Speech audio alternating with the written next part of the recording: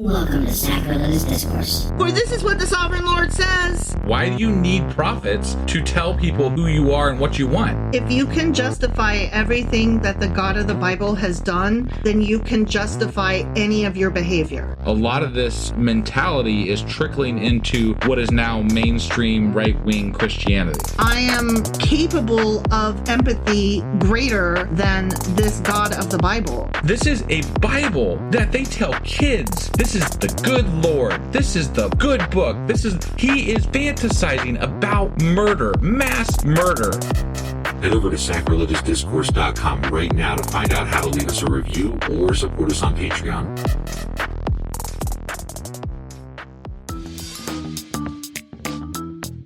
Hey there, sinners and saints. It's your favorite Bible-bashing duo from Sacrilegious Discourse, and we need your help. That's right, folks. We're raising funds for some heavenly equipment and a studio that doesn't sound like it's in the depths of hell. Our current setup, let's just say it's more apocalypse than audiophile. So if you want to hear us dissect the Bible without the background noise of demonic squirrels, chip in a few bucks. We're aiming for $5,000 to upgrade our audio and build a studio worthy of blasphemous banter. Donate today and help us spread the good word of atheism. You can find a link right on our homepage, sacrilegiousdiscourse.com. Every dollar counts. Even if it's from your collection plate.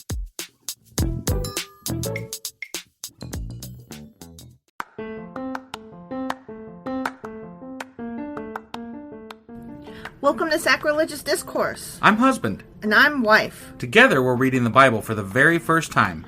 We grew up without religion and wanted to know what all the fuss was about. Well, what have we learned so far? That God is a dick, and apparently some people believe in talking donkeys. We're not trying to pass ourselves off as experts. Nope, we're just reading the Bible for the first time and giving our first take reaction. If you'd like to join us in this venture, you might consider starting at episode 1. Otherwise, jump in wherever you like. All right, let's go read the Bible. Yeah, let's get to it.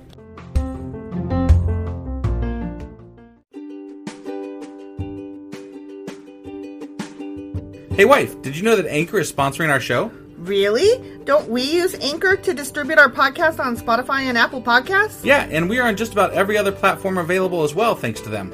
Why do we use Anchor as our podcasting service? Well, they make editing and distributing our show a breeze. What if one of our listeners wants to start their own podcast? Then they should head over to anchor.fm or download the app to get started. Awesome! You guys should go do that right now! Husband. Wife. It's Memorial Day. It is. It's Memorial Day. Happy that. Yeah, happy Memorial Day. And, we really do want to share our thankfulness for people who have served in the military and fought for our freedoms. Okay, I come from a military family, so when I come across as anti-military, please understand that... You were in the military. Yeah, my dad is retired Air Force. One of my uncles is retired Navy. One of my other uncles is retired Air Force, and I was in the Army. So, except for the Marines, we kind of hit it all. Yeah. And so I do come across as anti-military. I recognize that. I think it's more about the stances that they take for thing, not the people in the military ever. Like those are, unless they did something stupid and dumb, but then whatever. It's a complicated issue, right? It is very complicated. But those who have given the ultimate sacrifice, we definitely thank them for wanting to stand for what is right and good in this world. Yeah. So that is important to say, I think. I'm appreciative that there are people who put their lives on the line. Correct. And sacrifice is always wonderful, regardless of the reasons that they are forced to be there in the first place. And that's where we get into class issues and economic problems, and that's where I get pissy. Okay, so that was Memorial Day. Let's get into Know God. Know God. Woo-hoo! And we are in wait, what did we do last week? That's what I meant to say. What did we do last week? So I guess the way we start is, hey babe, do you remember what happened on Friday? Oh, yeah. Not a fucking chance. No, I don't remember. Okay, so they had to go kill the people or whatever. They always are killing people. Right. What's different this week? That's why I didn't specify God was like, get every single one. And then Saul was like, okay, but he did everybody but Agag. That's right. Yeah.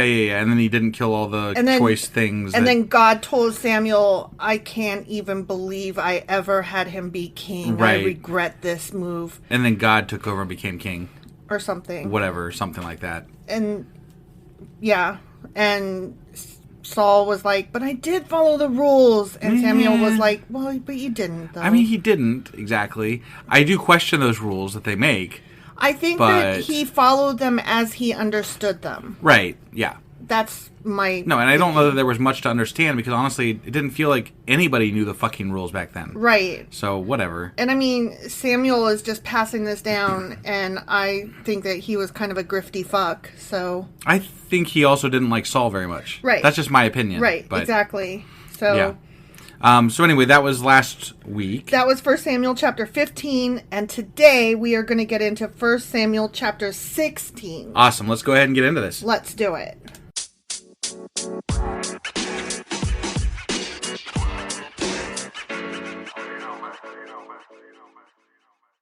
Okay, 1 Samuel chapter 16. Okay.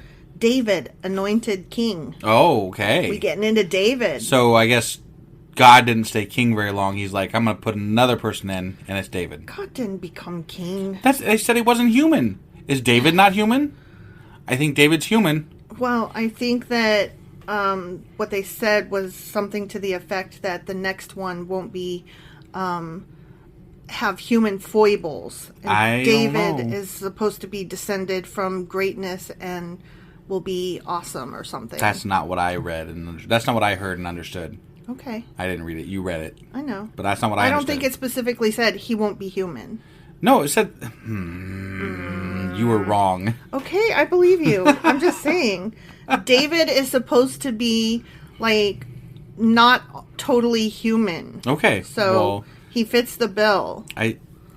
Okay. As per what the Bible is trying to present to us. Okay. Okay? Okay. Whatever. You don't even know about David, and you're like, whatever. No, you're right. I don't know about David. Okay. But I know what it said last time. It said not human. David is human. I guarantee he's human. Or non-existent. One of the two. But, one of those two is definitely the case. I totally agree with you that David is human. Okay. But the people in the Bible-y thing are going to try to present him as not human. Okay. Or not fully human. So that he fits the bill per their description. I think you might be wrong. How am I wrong? You don't know anything about David. How am I wrong? I'm not saying... Never mind.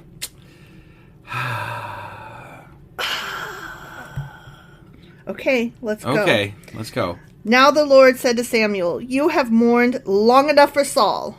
I have rejected him as king of Israel. He out. Yeah. So fill your flask with olive oil and go to Bethlehem. What? He's like, why did you Jack. fill your flask with olive oil? What goes? So that you can bless shit along the way. Okay. And bless here and a bless there. Got it. What do you put water in? The other one. Okay. Find a man named Jesse who lives there, for I have selected one of his sons to be my king. Okay. But Samuel asked, how did I do that? If Saul hears about it, he'll kill me.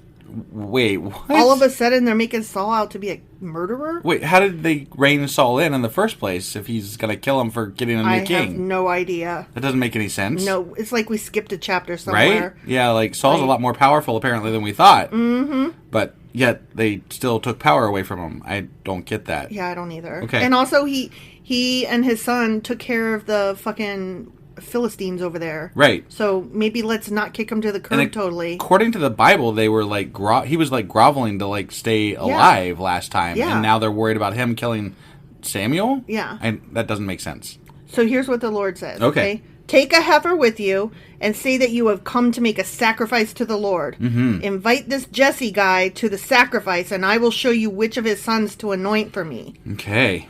So Samuel did as the Lord instructed. When he arrived at Bethlehem, the elders of the town came trembling to meet him. What's wrong? They asked. Do you come in peace?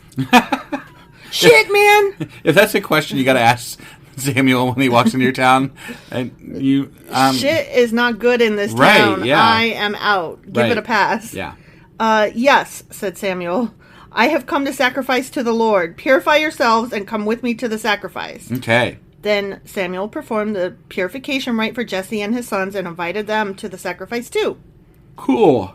So there's lots of sacrificing going on, and you are bored. I mean, it's more sacrifice. Yeah, I am. I know, but also it's been a long day.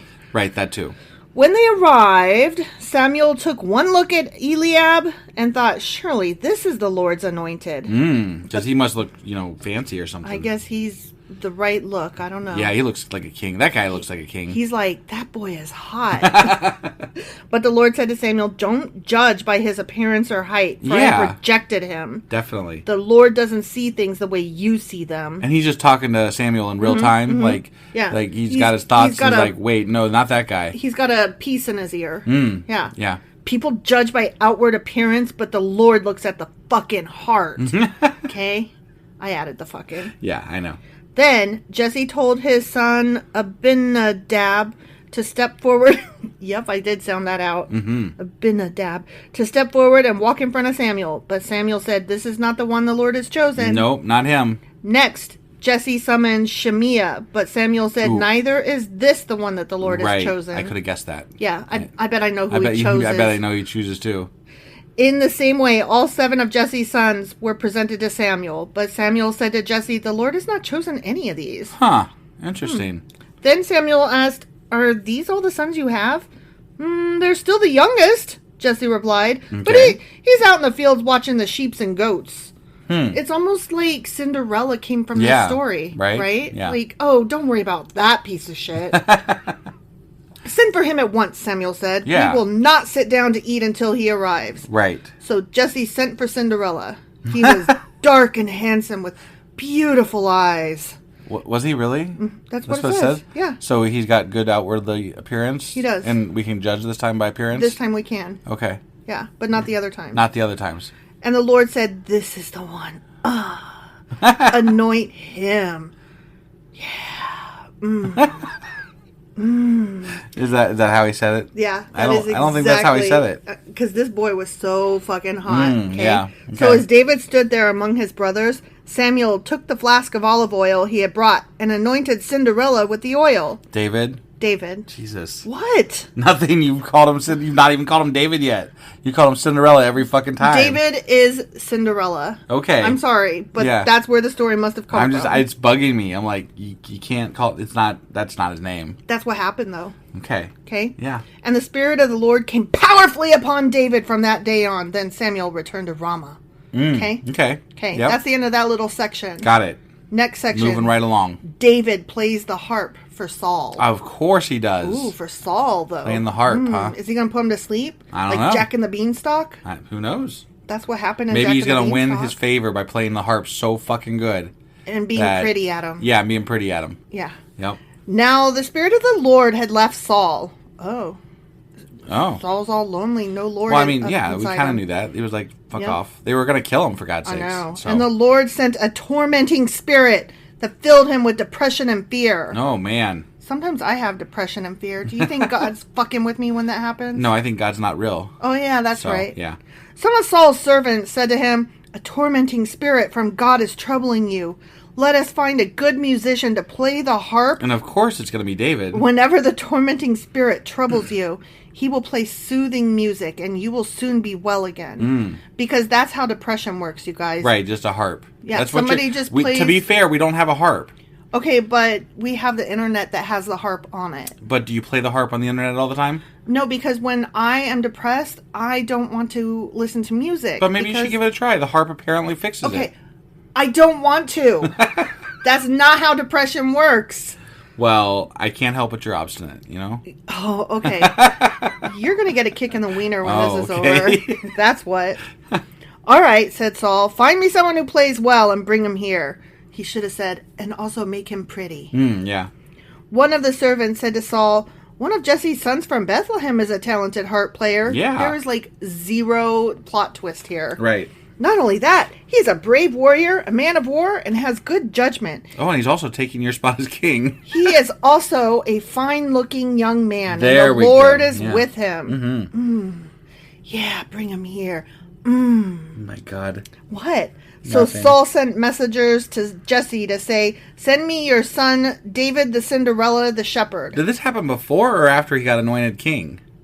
I don't know. Like, this is a weird time. Like, it's like there's a flashback here before, because like they haven't even sat down to that dinner yet, and they just flashed over to this. I don't know. They're like, "Go get David," and then he's there. And dinner then... happened. This is like a couple days later or some shit. Okay. Jesse responded by sending David to Saul, along with a young goat, a donkey loaded with bread, and a wineskin full of wine. So David, the Cinderella, went to Saul and began serving him. Mm-hmm. Saul loved David very much. Yeah. I bet he did. And David became his armor bearer. Oh. Is that all he bore? Wow.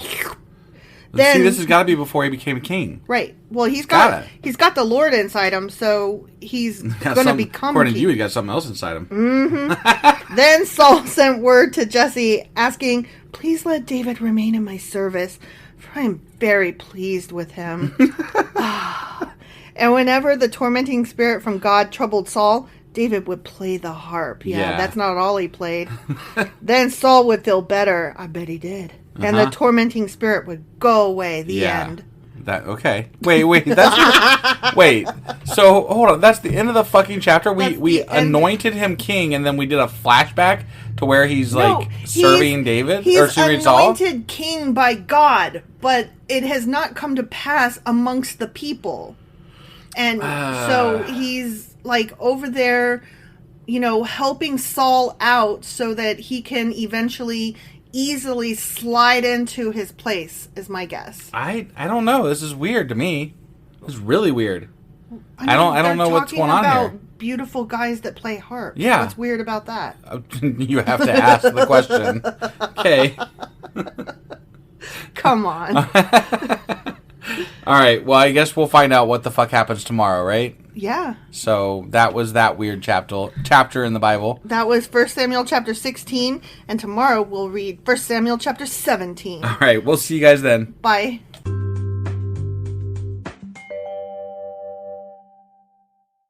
Husband! Wife! Do you remember what happened yesterday? I do not. We've done a lot today, so we did. It's been a busy day. Today. Okay, well, this guy named Jesse had all these kids, and Saul was like, one of them's gonna be king. Yeah. And then it was Cinderella. Oh, David.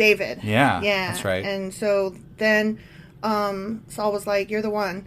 And then, after that, what's his name? The other guy, Samuel. Samuel had a headache and sent for a harpist, because that's what you do. Was it Samuel or Saul? I thought Saul was the one that sent for him. No, Samuel. Oh. Samuel. You sure about that? Wait, let me just double check. I thought it was Samuel. I thought it was Saul, because I was like, why is this former king, no, you're right, asking for this dude to come? That was really weird. No, you're right. It was Samuel that said, show me your boys. Right. And then Saul was like, I have a headache. And I thought it was just weird to happen, like, after he had been chosen a king, sort of? Yeah. Whatever. Yeah. I don't get it, but okay. I don't either. So that's what's happening. All right, and that was Samuel. 1 Samuel chapter 16. And today we are doing 1 Samuel chapter 17. All right, let's go do this. Okie dokie.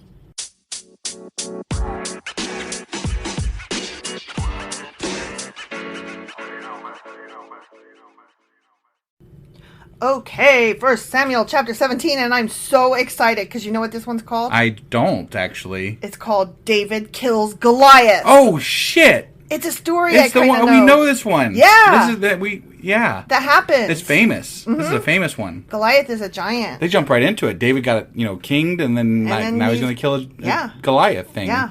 I'm very excited. Yeah. Because I know of this story, right. but going to be honest, I don't really know the story. Doesn't he kill him with like a slingshot or some bullshit? Yeah. He pokes his eye out or some bullshit. He's like some just crap? a little guy standing up to the big guy. And right, it's supposed to be this parable Sure. You'll always win out. Good will always defeat evil and bullshit. Yeah, I guess. Okay. But if that was true, then abortion would not be overturned right now. So that's not how the Christians see it. Well, they can eat my ass. Just saying. I'm just saying. Yeah. Okay. Ready? I'm ready. The Philistines now mustered their army. I Why do you mustered use my mustard? hot dog. We're stupid. Yes. For battle. And Okay. camped between Soko in Judah and Azekah at Ephes Damim. Damim. Okay. Saul countered by gathering his Israelite troops near the valley of Elah. So he's not king, but he's still leading. Right. That's that- really weird. Like, if I was fired, I would not still be doing the job. I don't He's quite been understand twice fired now. Right, what's going on? He's still we need to leading an kind of army. look up like what happened What is here, the like chain of timeline? events here Yeah. with David and Saul and everything. Yeah. Because it's kind of weird. It's confusing. I don't totally get the timeline. Right, I don't either. Because as of this... One day he's playing harps, the next day... I mean, one day he's getting anointed king, the next day he's playing harps for a former king, and now the former king is going to war with the new king, Yeah. but the former king's in charge. What? Yeah. What's going on? Yeah, so Saul apparently is still a leader at this point. I guess. Okay. So the Philistines and Israelites faced each other on opposite hills with the valley between them. Okay. Kind of like the Cursed Mountain and Blessed Mountain. Right, With yeah. the valley between them. Right. Yep. Yeah, that was fun. That's a fun callback. Then Goliath, a Philistine champion from Gath, came out of the Philistine ranks to face the forces of Israel. He was over 9 feet tall! Exclamation point. Jesus. 9 feet tall. Wow. But isn't like Shaq like that tall or some shit? He's like almost 8 feet tall. So I mean, is he a giant or is he just He's like just really fucking tall. Really fucking tall. Horses used to be like really tall and then they were like really tiny or vice versa. Sure. I don't remember. He obviously came from the giant line Well, obviously. or something. Yeah. He wore a bronze helmet and his bronze coat of mail weighed 125 pounds. Oh my God, who could lift 125 pounds? I could. You could, because that is how much I weighed when we got married and you picked me up. Yeah. A couple times. A couple times? Yeah, you threw me on the counter.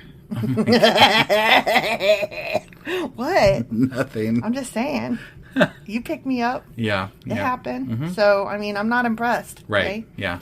He also wore bronze leg armor, and he carried a bronze javelin on his shoulder. So there's still Lots in of the bronze. Bronze. Yeah, They're coming out of the Bronze Age, But not quite out of it. Yeah. They still got a lot of bronze left over. They're like, Yeah. well, It's we got some iron. They're like, it still but- works. Yeah, like, why get rid of the bronze? You know, we still got it. Hoarders. Yeah.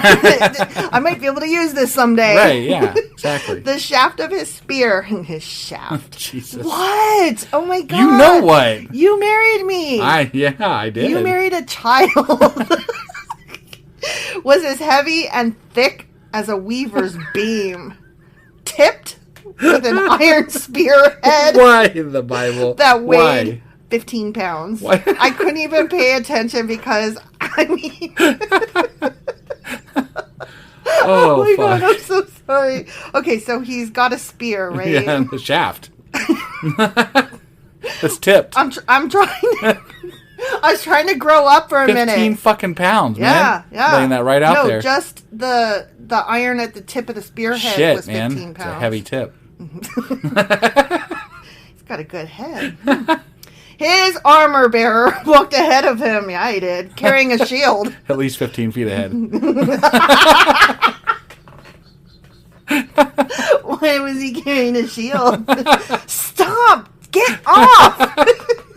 Don't. That doesn't go there. Right? Yeah. Goliath stood and shouted a taunt across to the Israelites. Okay. When I think of taunt, I think of nanny, nanny, boo, boo. Well, yeah. That's what a taunt is. Yeah, yeah. Why are y'all coming out to fight? He called. I'm the Philistine champion. I'm pretty sure they did come out to fight. They're on the other hill. They're like, okay, we're fighting. Yeah. We're what? Them's fighting words, Yeah. and now we's gonna fight. Right. Okay? I'm the Philistine champion, but you are only the servants of Saul. Yeah, only. Only just. Choose one man to come down here and fight me. Mm-hmm. Just one man. If he kills me, then we will be your slaves. Wow. Holy shit. Sounds like a good deal, actually. Yeah, just knock the giant down Right. and you're winners. Yeah. But if I kill him, you will be our slaves. Yeah. Yeah, because, That's the way it works. whoever wins gets everybody. One person determines the fate of everybody. Winner takes all. I defy the armies of Israel today. Send me a man who will fight me. Okay. Okay? Mm-hmm. So Goliath is like, I bet let's it's do David. this. It might be. It's just my guess here. I'm pretty sure it's David. I bet he does not have a 15-pound tip, though. Nor a long shaft. Right. What do you think of David's shaft? I don't know. They haven't described David's shaft yet, just Goliath's. So, I know. Are you impressed with Goliath's shaft? No, it's bronze. He didn't use iron. Oh my God. When Saul and the Israelites heard this, they were terrified and deeply shaken. Okay, if a 9-foot man was standing outside my house and like hollering at me, Especially with bronze armor. Yeah, I would be scared terrified. regardless of the length of his shaft. Yeah. we have to apologize for this episode. Do we though? I don't know. Do we Whatever. though? Haven't you guys come to expect this from us at this point? Yeah. And if you haven't, who are you? Now David was the son of a man named Jesse, an Ephrathite from Bethlehem in the land of Judah. Okay. Jesse was an old man at that time, and he had 8 sons, remember? I remember, and David was the youngest. Baby. Yeah. He was Cinderella. Yeah. Jesse's 3 oldest sons, Eliab, Abinadab, and Shemaiah. I feel like we've talked about Abinadab before. They mentioned them all in the last chapter. Oh, yeah. But I mean, I feel like we've heard about him before last chapter, though. I don't know. Eliab, I don't think so. Abinadab, and Shemaiah had already joined Saul's army to fight the Philistines. Yeah. Okay, so the oldest 3. Right. David was the youngest son. Yep. David's 3 oldest brothers stayed with Saul's army, but David went back and forth so he could help his father with the sheep in Bethlehem. Okay. Right? Okay. He was apparently doing army duty and sheep duty. And home duty. Yeah, he was doing it all. So he was like with the army for a few hours, then he'd go home and take care of the farm. Right. Because he's the youngest. Yeah. So that makes sense. Yep. For 40 days, every morning and evening, the Philistine champion strutted in front of the Israelite army. Wait, they did this for 40 fucking days? 40 days before he made his move? Seriously? That's dumb. That's over a month. Right? Don't you just be like, dude, you guys aren't coming. I guess we're just going to go attack you. Yeah. So we got a giant. We win. Right, yeah. Duh. One day, Jesse said to David, "Take this basket of roasted grain and these 10 loaves of bread and carry them quickly to your brothers and give these 10 cuts of cheese. You cut the cheese to their captain." I know, that one fell That flat. was bad, yeah. Whatever. Yep. "See how your brothers are getting along and bring back a report on how they're doing."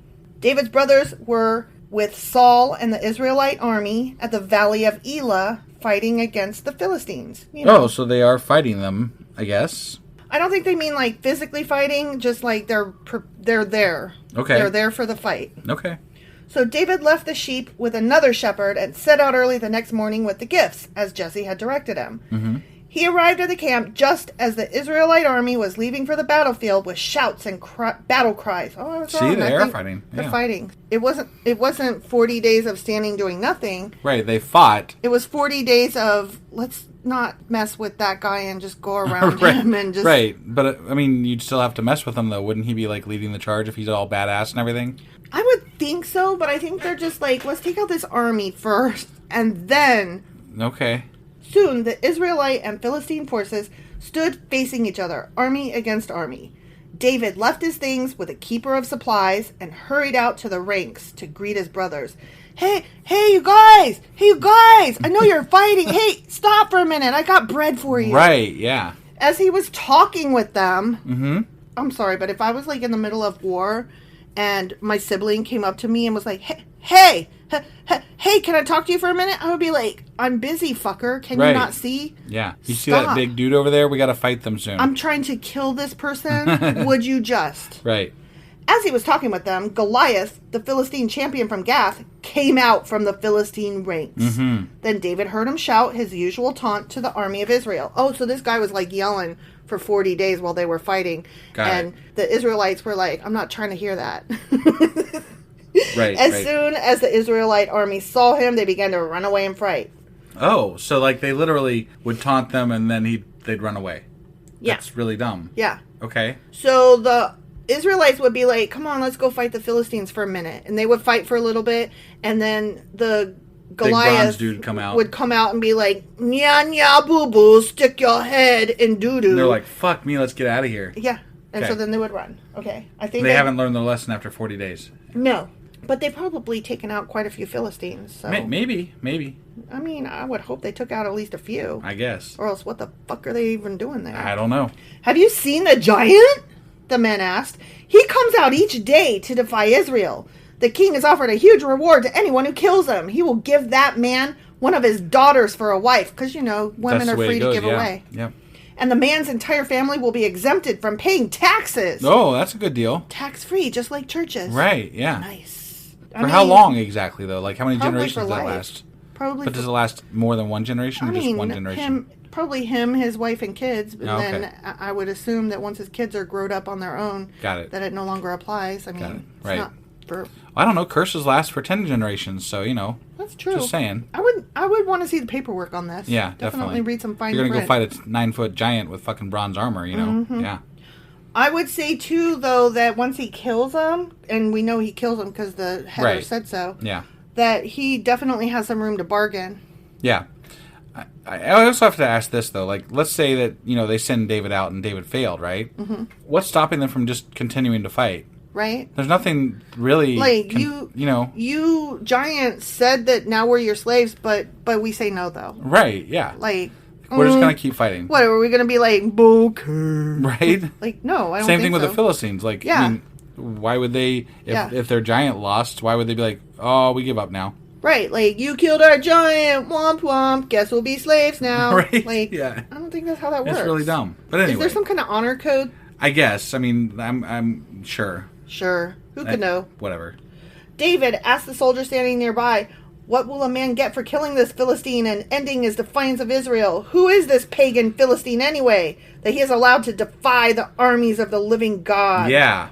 Wait, he's just calling him pagan just because he's tall and he's standing over on the other side? No, because they worship other gods that are not their God. Have you seen it? Have you seen this tall guy do it? Well, I mean, he's just like, you tall son of a bitch. The Philistines have conquered them on and off through the years, so they've lived under them. They know what their gods are, I'm sure. Okay, I'm just saying, like, they don't know this guy personally. They don't know what his beliefs are. No, but they're going to assume that he's just like the rest of the Philistines. You pagan, tall son of a bitch. Right. Okay. And these men gave David the same reply. They said, yes, that is the reward for killing him. What is? They didn't say it, did they? No. Okay. But when David's oldest brother Eliab heard David talking to the men, he was angry. What are you doing around here anyway? He demanded. What about those few sheep you're supposed to be taking care of? Yeah. I know about your pride and deceit. You just want to see the battle. That's... I lived all my life to fucking come be up front in the battle. I don't think he's king yet. I think so. I think we've done a flashback here. Yeah, I think somehow, you're right. But I don't really understand. Right. I really don't understand where we're at. No, I know. I'm not sure either. It doesn't make a lot of sense. It doesn't. What have I done now? David replied. I was only asking a fucking question. It doesn't say fucking, but it does say I was only asking a question. Right. He walked over to some others and asked them the same thing and received the same answer. He's like, God, stupid. Right? Oh, rude. Yeah. He's all rude. Then David's question was reported to King Saul, and the king sent for him. Don't worry about this Philistine, David told Saul. I'll go fight him. Don't be ridiculous, Saul replied. There's no fucking way you can fight this Philistine and possibly win. You're only a boy, and he's been a man of war since his youth. I don't see any other fuckers stepping up. Right? So, I mean, what happened? At least I'm willing to go do it. I'll try. Yeah. Shit, man. But David persisted. I've been taking care of my father's sheep and goats, he said. When a lion or a bear comes to steal a lamb from the flock, I go after it with a club, and I rescue the lamb from its mouth. Ah. If the animal turns on me, I catch it by the jaw and club it to death. Damn. I have done this to both lions and bears, and I'll fucking do it to this pagan Philistine, too, for he has defied the armies of the living God. Right, yeah. The Lord who rescued me from the claws of the lion and the bear will surely rescue me from this son of a bitch Philistine. I think y'all know the words I'm adding of my own at all this the point. cuss words. Yeah. But I mean, it's the tone. Just trying to make sure, It's the tone, it fits. Right. Yeah. I'm making it more fun. Definitely. Saul finally consented. All right, go ahead, dum-dum, he said. He didn't call him a dum-dum. I know. And may the Lord be with you. May the force be with you. Right. Then Saul gave David his own armor. Oh, that's nice of him. Yeah. A bronze helmet and a coat of mail. Do you think it fit well? Did he give him a shaft? Yeah.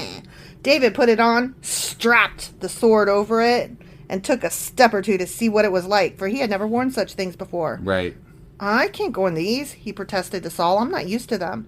So David took them off again. He's like, I don't need this shit. This armor's too fucking heavy. Leave me alone. I don't have armor when I chase a bear. Damn, he's brave. I'll give him that. Right. And clearly strong. Yep. Is he arrogant, though? Sounds like it. Sounds like he's a little arrogant. Yeah.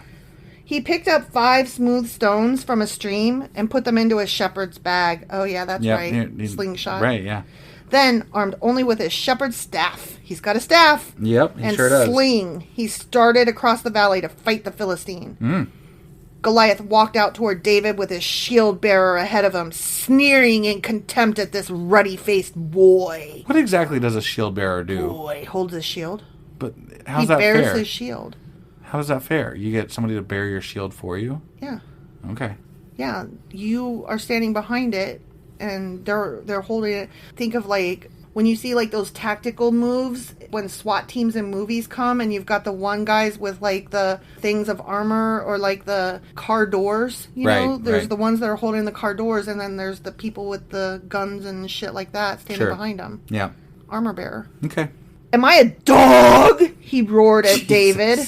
Well, it says he roared. I had to make him roar. Oh, okay. Got it. He roared at David. Am I a dog that you come at me with a fucking stick? And he cursed David by the names of his gods. His gods? His gods. Wait, what gods? The giant his gods. was like, I have all these gods, and I am using their names to curse you, you stupid little boy. Why would you curse somebody else with the names of your gods? That's weird. Like when we say, God damn you to hell, we have just used our gods to curse somebody. All right. That's basically what he's saying. Like, you know, by this pagan god and that pagan god, I'm gonna fucking knock your deck off. You know, like that. Got it. Come over here and I'll give your flesh to the birds and wild animals, Goliath yelled. Yeah. David replied to the Philistine, you come to me with spear, sword, and javelin, but I come to you in the name of the Lord of heaven's armies, the God of the armies of Israel, whom you have defied. Today the Lord will conquer you, and I will kill you and cut off your fucking head. And then I'll shit on it. Just kidding. And then I will give the dead bodies of your men to the birds and wild animals, and the whole world will know that there is a God in Israel. Yeah. And everyone assembled here will know that the Lord rescues his people, but not with sword and spear. How many times have the Philistines had to learn that there's a God in Israel? Just as often as the Israelites have to learn that their God is a fickle son of a bitch. Right. This is the Lord's battle, and he will give you to us, continued David. Mm-hmm. Okay. As Goliath moved closer to attack, David quickly ran out to meet him. I mean, he's talking. Brave. He's talking a big game, though. Yep. All he's going to do is throw rocks at him. I guess you got to prepare for everything, right? Right. Somebody's going to throw rocks at me, maybe. Yeah. Reaching into his shepherd's bag and taking out a stone, he hurled it with his sling and hit the Philistine in the forehead. The stone stank in. Stank in? It stank. It sank in to his head, and Goliath stumbled and fell face down on the ground. Damn. Just one shot? Wow. Are you fucking kidding me? That's all it took? I guess. So David triumphed over the Philistine with only a sling and a stone, for he had no sword. Oh my God. That's it? That's all it took? Wow. One fucking shot from a sling. One shot. Because it sunk into his head. That's bullshit. That is bullshit. Because you could throw rocks at somebody and they still get up. You know?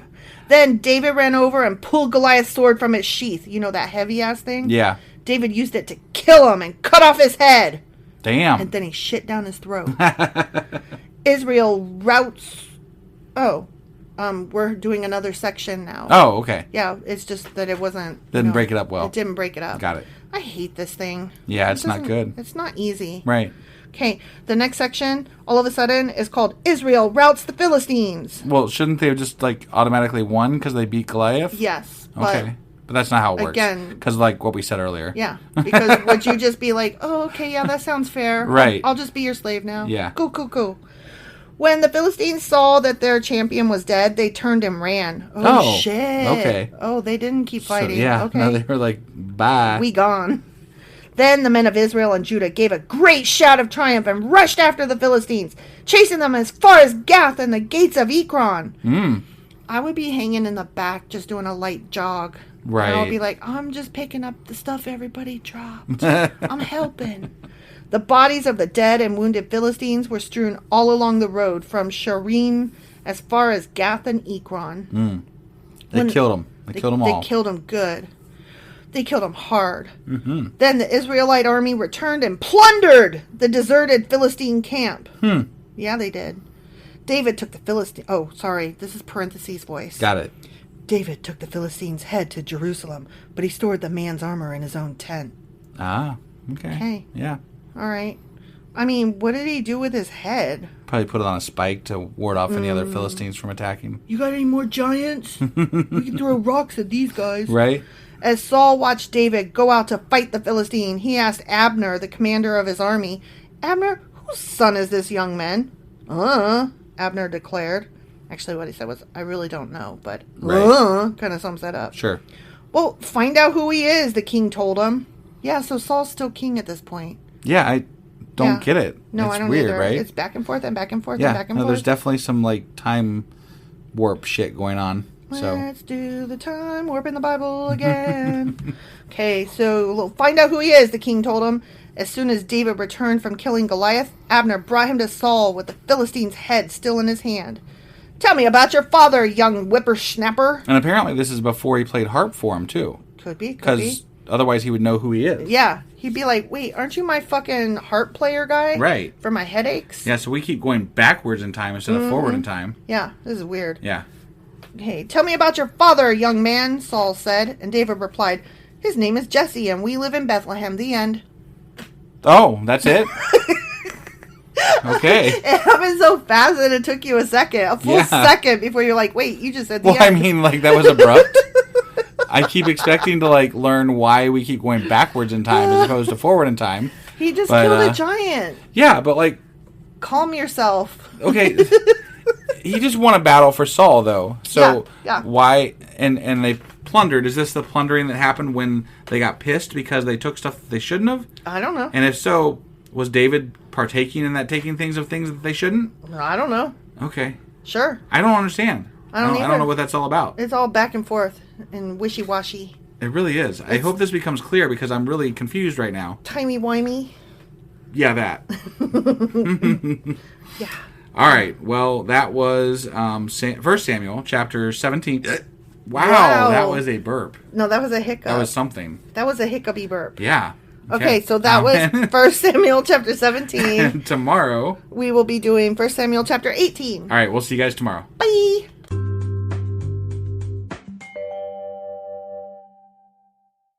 Husband. Wife. Do you remember what happened yesterday? We had a giant that wasn't really a giant. He was just a tall guy. With a big shaft and a heavy tip. Is that about it? And David knocked him out. Yeah, knocked his ass out and then chopped his head off. He was badass motherfucker. Yeah. Right? Yeah. And Saul's like, who dis? Yeah. And we were like, but we're what? like, don't you already know him? Because he was playing the fucking harp for you, dude. Yeah. And then we're like, what's up with this time frame shit? Because you were king, too, before. Yeah. And now what? What's going on? I don't understand. I don't understand at all. I'm fucking lost. Are you ready to move on to the next chapter? Fuck yeah, I am, because I want to figure out what's going on. So that was 1 Samuel chapter 17, and hopefully they clear it up today in 1 Samuel chapter 18. All right, let's go do this. Okie dokie.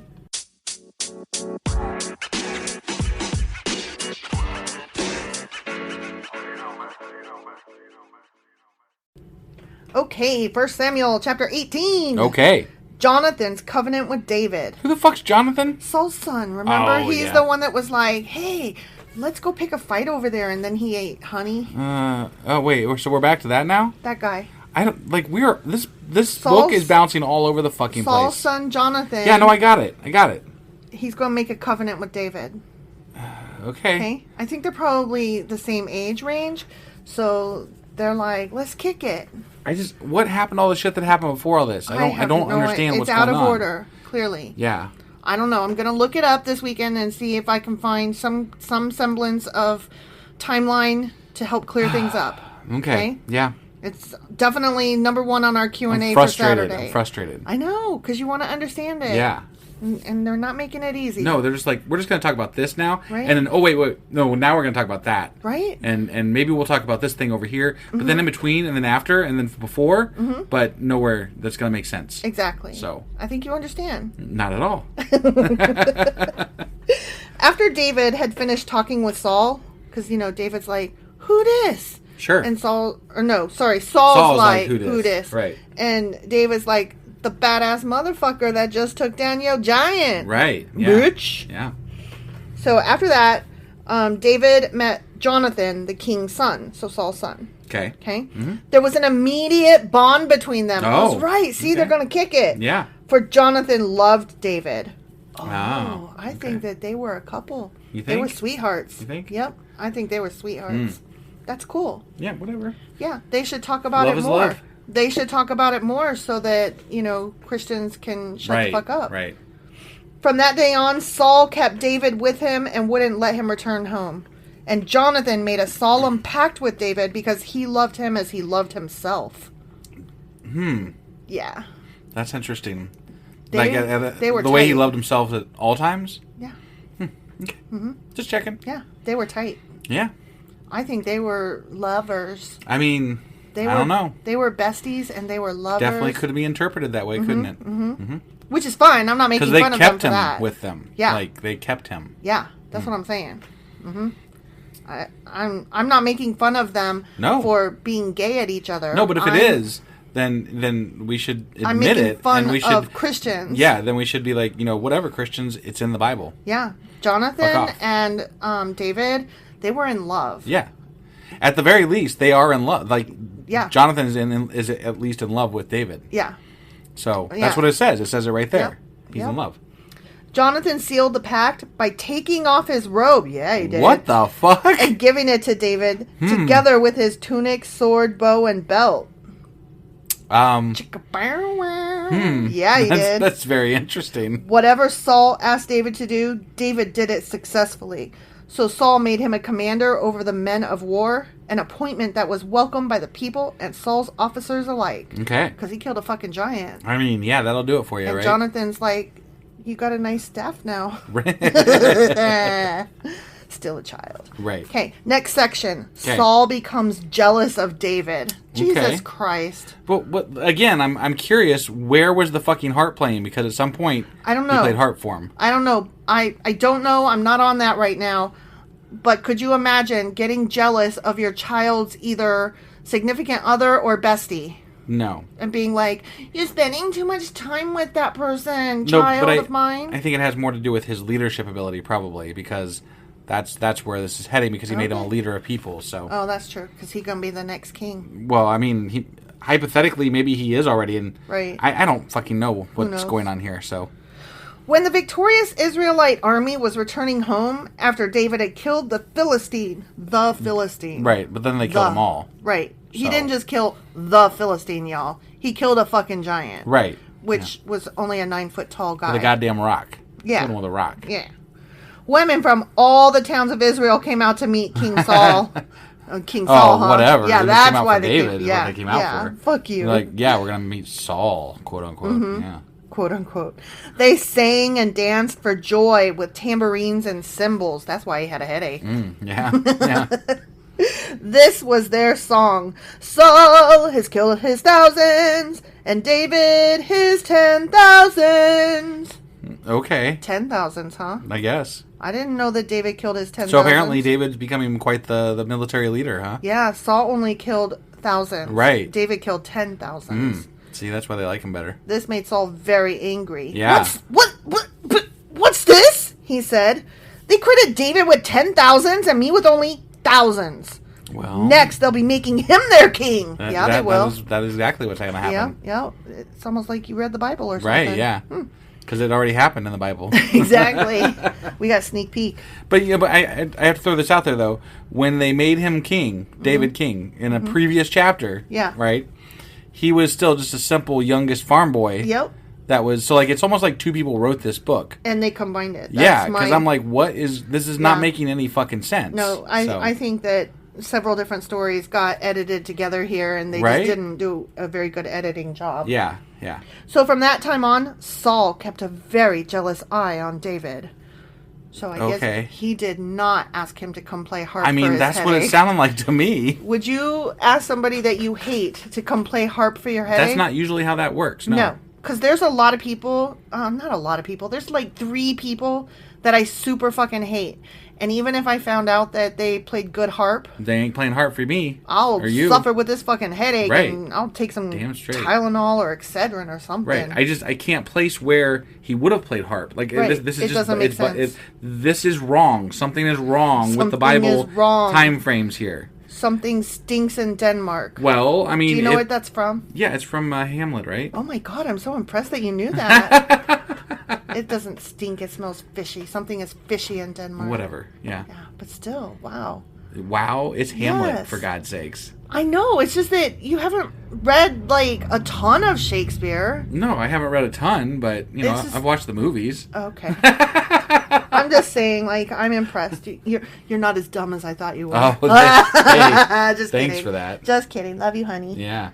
The very next day, a tormenting spirit from God overwhelmed Saul. Remember? Because God gave him a fucking headache? I guess. He didn't have him there to play the harp now. Or something. And Saul began to rave in his house like a madman. I do that like... You do that anyway. Yeah. It's just normal everyday Saturdays. Yeah. So...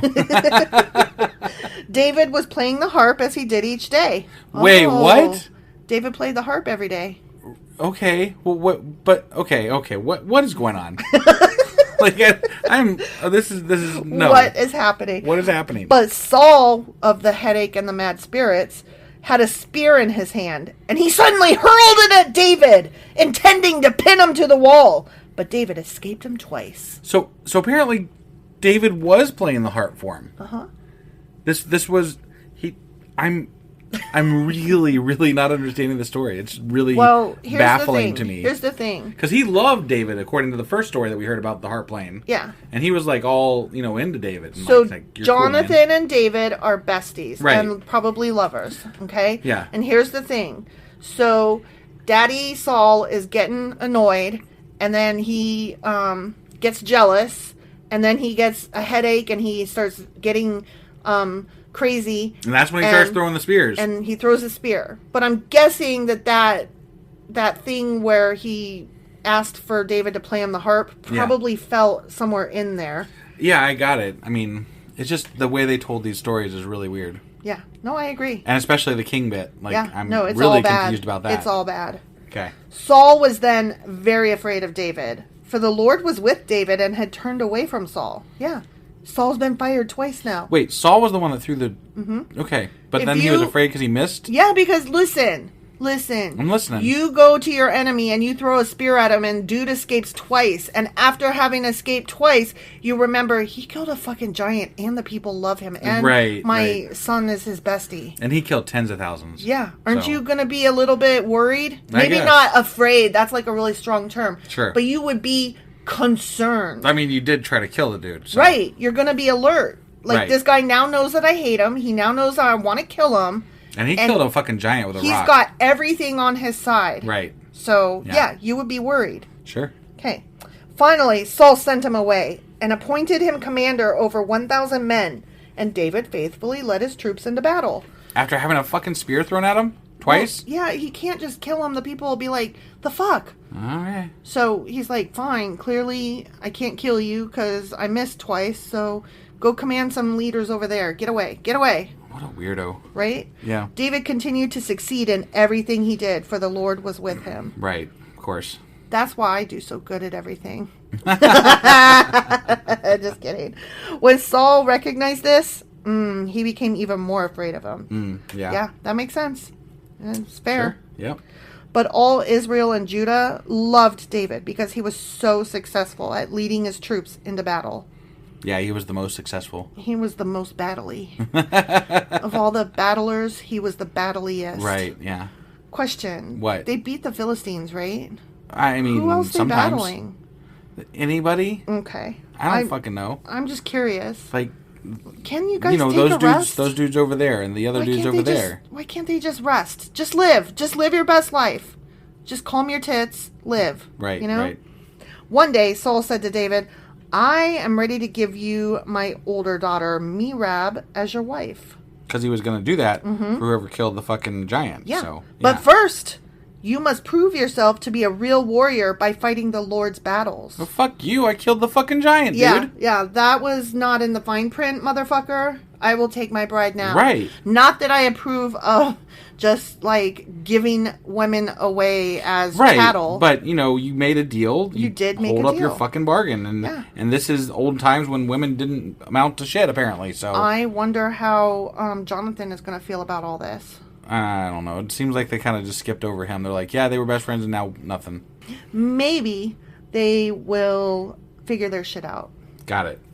For Saul thought, I'll send him out against the Philistines and let them kill him rather than doing it myself. Yeah. Who am I and what is my family in Israel that I should be the king's son-in-law? David exclaimed. My father's family is nothing. Yeah. So he's like, I'm trash. Why are you trying to make me king over here? Right, I guess. So when the time came for Saul to give his daughter Merab in marriage to David, he gave her instead to Adriel, a man from Mahola. Oh, shit. What? Man. Saul, you fucked up. That is not cool. Right. You can't just be giving your daughters away willy-nilly to the wrong guy. Yeah, that's crap. In the meantime, Saul's daughter Michal, M-I-C-H-A-L. I'm going to call her Michael. Okay. You know why? Because there's a female Michael Burnham on Star Trek Discovery. Sure. So there you fuck go. you, that's what. Yeah. Okay, Saul's daughter Michael had fallen in love with David, and Saul was delighted when he heard about it. Here's another chance to see him killed by the Philistines, Saul said to himself. What? Why? Right? I'm not I don't getting understand. it. Yeah. But to David, he said, today you have a second chance to become my son-in-law. You know, because Maybe I don't want it, dude. You tried to kill me. You gave away your daughter I was supposed to get. Fuck you, man. Mm-hmm. Piss off. He's like, you missed out on the chance because I didn't let you have it. Maybe you missed out on the chance, fucker. Yeah. Then Saul told his men to say to David, the king really likes you, and so do we. Why don't you accept the king's offer and become his son-in-law? Yeah. Just do that. Oh, I get it. So that's why Saul gave away his daughter, because David was like, I'm just trash. I'm not supposed to be your son-in-law. What? I guess. No. Okay. So that he didn't cheat. He gave his daughter away because David politely declined. Got it. When Saul's men said these things to David, he replied, how can a poor man from a humble family afford the bride price for the daughter of a king? Yeah. Fair. Right. When Saul's men reported this back to the king, he told them, tell David that all I want for the bride price is 100 Philistine foreskins. Jesus Christ. What are you going to do with those? How do those spend? Apparently 100 of them buy a wife. Jesus Christ. What do you do with foreskins? You make a shoe? Why they gotta chop their wieners all the time? That's really... My God. God. Can you imagine? You kill 100 Philistines, right? And then you go back and you chop their fucking tip of their dick off for 100 fucking people? Yeah. That's really disgusting.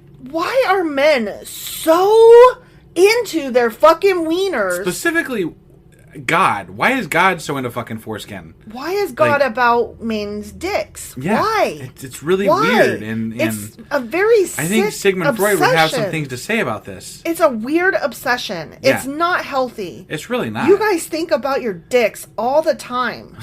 That is not cool. Well, at least we don't talk about chopping people's foreskins off anymore. No, we just have people that think that it's perfectly fine to rape women because it's their, right and duty to be sexed up. Well, I mean, to be fair, they talk about chopping off dicks in the fucking Bible, so... Right. And selling women to somebody else with the price of foreskin. Yeah. So, I mean, it's really, really, really fucked up. How many foreskins am I worth?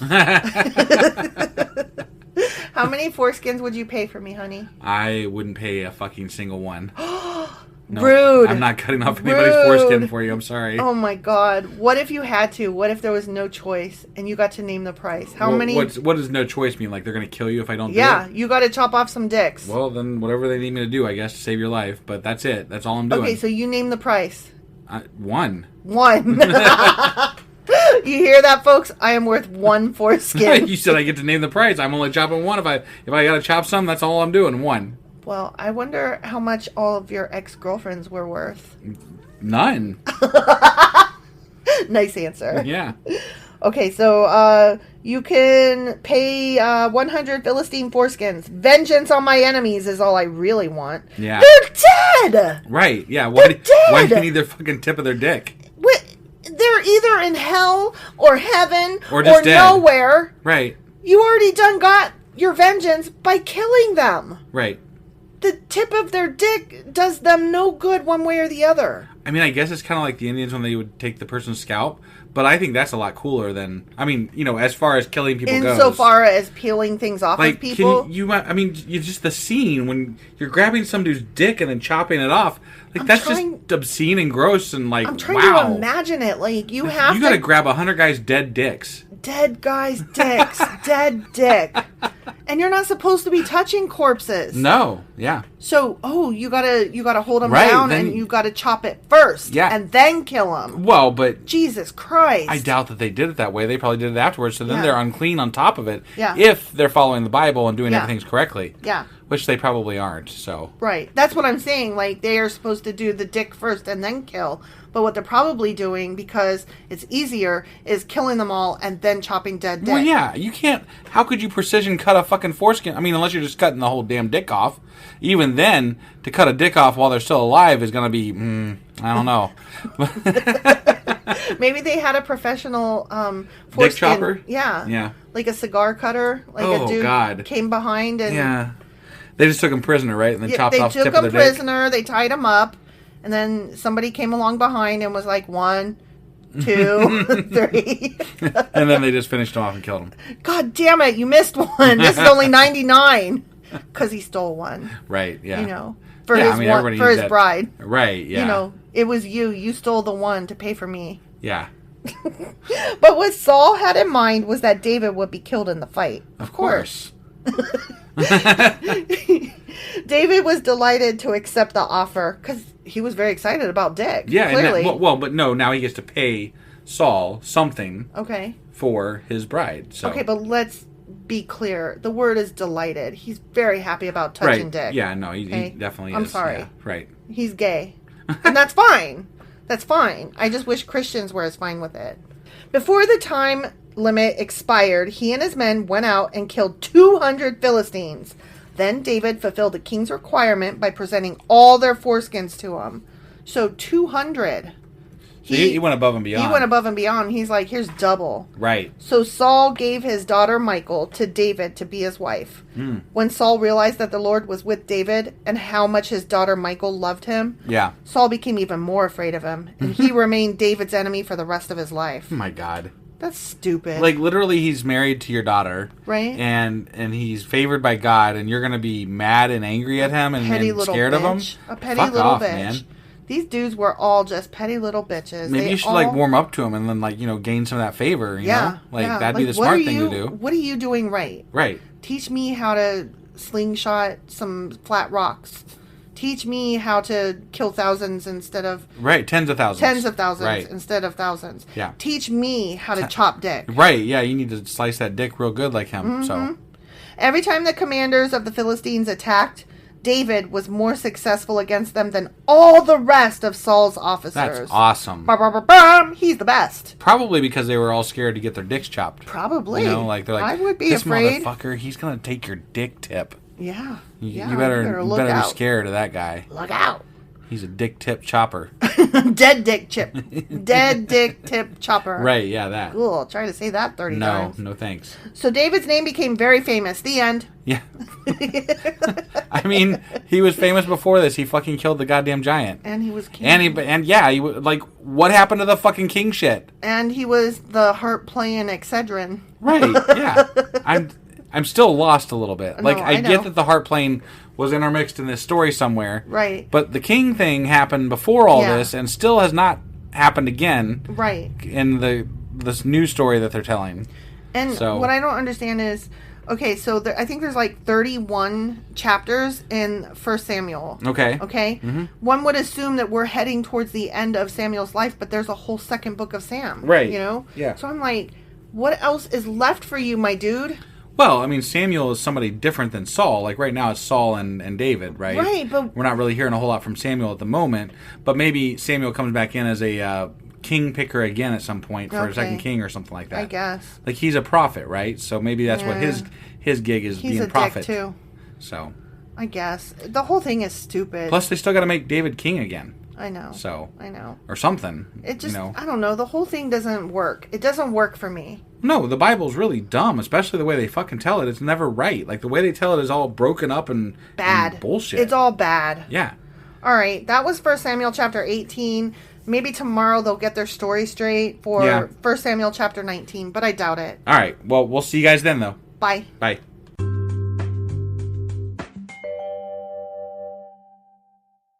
Husband! Wife! Do you remember what happened yesterday? Not a lot of it, but I think, what's his name? David had to grab a bunch of dead dicks and cut the tips off. He did. Yeah. He did. There was that. That was exciting, you know? It was something. Who doesn't like reading about people grabbing dead dicks and cutting the tips off of them? Oh, my God. It's good shit.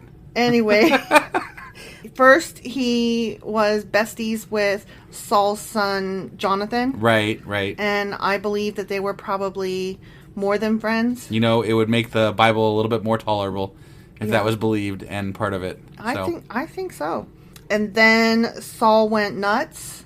Yeah, as you do, you know. And he sold his daughter to, what's his face? David? David. For the 100 dick tips. Tips, yeah. But then David was like, I'll go above and beyond. I'll give you 200 dead dick tips. Right. Doesn't it feel like whoever wrote this section of the Bible was really infatuated with dicks? Because he had to pay Saul the 100 dick tips, right? Mm-hmm. And also, you remember Goliath's fucking staff? Yes. Jesus Christ, the way they describe that thing, it's like a fucking giant dick. I know. Like, everything's dick. That's why I was reading it that way. Why has it all got to be dick? I don't know why it's all got to be dick. Yeah, I don't either. But are you ready to get into this next bit? I guess so. All right. Let's go do it. 1 Samuel chapter 19, go. All right.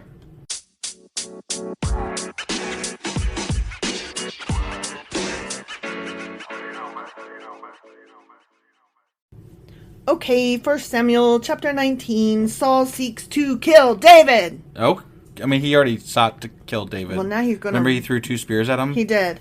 And then he sent him out to, rule his armies over there. Yeah, when he wanted them to die while he was out there fighting, because he's like, I'm going to make him go do these things, and he's probably going to die while he's doing it. Yeah. And then he didn't. So, he's definitely already tried to kill him. Right. But this is about more of that. Okay. So, here we go. Not a nice guy. Saul sucks. Samuel sucks. Saul sucks. Honestly. You wouldn't think Saul would be as popular as he seemed to be, like the way he was described, if he was trying to kill this other dude who was really popular too. Right. Maybe David didn't go around telling people about it, though, I guess. Right. Maybe. That's my guess. I don't know. Saul now urged his servants and his son Jonathan to assassinate David. Whoa. But Jonathan, because of his strong affection for David... Wow, affection, huh? Told him to jump off a bridge. Told him what his father was planning. Oh. Damn. Wow. He's like, my dad doesn't like you. Right. He's going to try to kill you. Trying to kill me. And he wants me to kill you. But I'm not going to. Right. Like, how would you feel if one of your friends came to you and was like, FYI, my dad wants you dead. And he's trying to kill you. And he sent... I'd probably do my best to avoid that guy from there going forward. Right. And, maybe call the cops. Maybe call the cops. Depending on how serious it was. But, how would you feel, though, if that happened? I don't know. I mean, it depends on what he thought of Saul, I guess. Maybe he doesn't much regard Saul for anything. I don't know. I'm just wondering, that would really make me sad to know that somebody's trying to actively kill me. But maybe David thinks he's a complete dick. Hmm. I'm just saying, True. In that case... Maybe David's like, yeah, that tracks. Right, yeah. How would you feel if, your dad told you, I hate that friend of yours, go kill him? Wouldn't you be like, Dad, chillax? Well, yeah, obviously. What the fuck, Dad? Yeah, no, that's fucked up. Yeah. Tomorrow morning, he warned him, this is Jonathan talking to David. Yeah. You must find a hiding place out in the fields. I'll ask my father to go out there with me, and I'll talk to him about you. Then I'll tell you everything I can find out. Oh, okay. Okay. Yeah. The next morning, Jonathan spoke with his father about David, saying many good things about him. The king must not sin against his servant David, Jonathan said. He's never done anything to harm you. He's always helped you in any way he could. So just to be clear here, I just want to clarify something real quick. Because just now, they said that Saul is still king, which means that David is not king yet, Correct. right? Now, when they first talked about David becoming king, which was way back a couple chapters ago, they referred to him as somebody who wasn't really involved in a lot of things and young, and all he did was like help his parents do this thing over there and raise animals on the farm and shit. But no, he's fucking killed Goliath and an army leader who's killed tens of thousands of people, and he played the harp for Saul. Yeah. I'm just saying. Yeah. He's done a lot of shit. He's a harpy. He's not just some dude raising goats for his parents. No, he's And a so leader of men. there's definitely two stories going on here that are not joined in any way. I'm going to find out about it. Okay? But I'm going to find out about it. It's becoming more and more clear that first story we heard was complete shit. Or this is complete shit. Right. Or they're both complete shit, which is most likely probably. Right. I think we've got two shit stories interwoven and trying to present it as one. Right. But the thing that always gets me about these things when they have these two stories about the same fucking thing and they don't match up, right? There's a lot of people that pitch the Bible as God's fucking word. Right. How is this God's word if it's wrong? Like, literally, you cannot say this is right. Right. One of these things that is quote-unquote God's word is absolutely 100% fucking wrong. Oh, I can answer your question. Pick me. Yeah, you over there. They are cherry-picking motherfuckers. Well, yeah. And it doesn't matter what you say because the fact that you're like, this doesn't make sense means nothing to them. Right. And also, God is not real. Well, yeah, that is obviously. Well. But that part doesn't matter in the argument that you would be making to a Christian. Right. Like, in addition to the fact, like, putting aside the fact that God is not real. They would be like translations. I'd be like, translations? It's two fucking stories. Yeah. Two different fucking stories completely. Yeah. And then they'd be like, well, you're missing the point. It's the gist of it. And I'm like, well, but the gist of it is completely different as well. Well, and my parents literally tell me that they take the Bible for its word literally. Right. They take a literal interpretation, and I'm like, then you're literally schizophrenic. Yeah, right. You're literally wrong. Yeah. So, okay. Anyway, going back to our reading. Yeah, sorry. David is still talking to his daddo. Yeah. And he's like, have you forgotten about the time he risked his life to kill the Philistine giant? And how the Lord brought a great victory to all Israel as a result? You were certainly happy about it then. Right, yeah. You guys could have all fucking died. Yeah, exactly.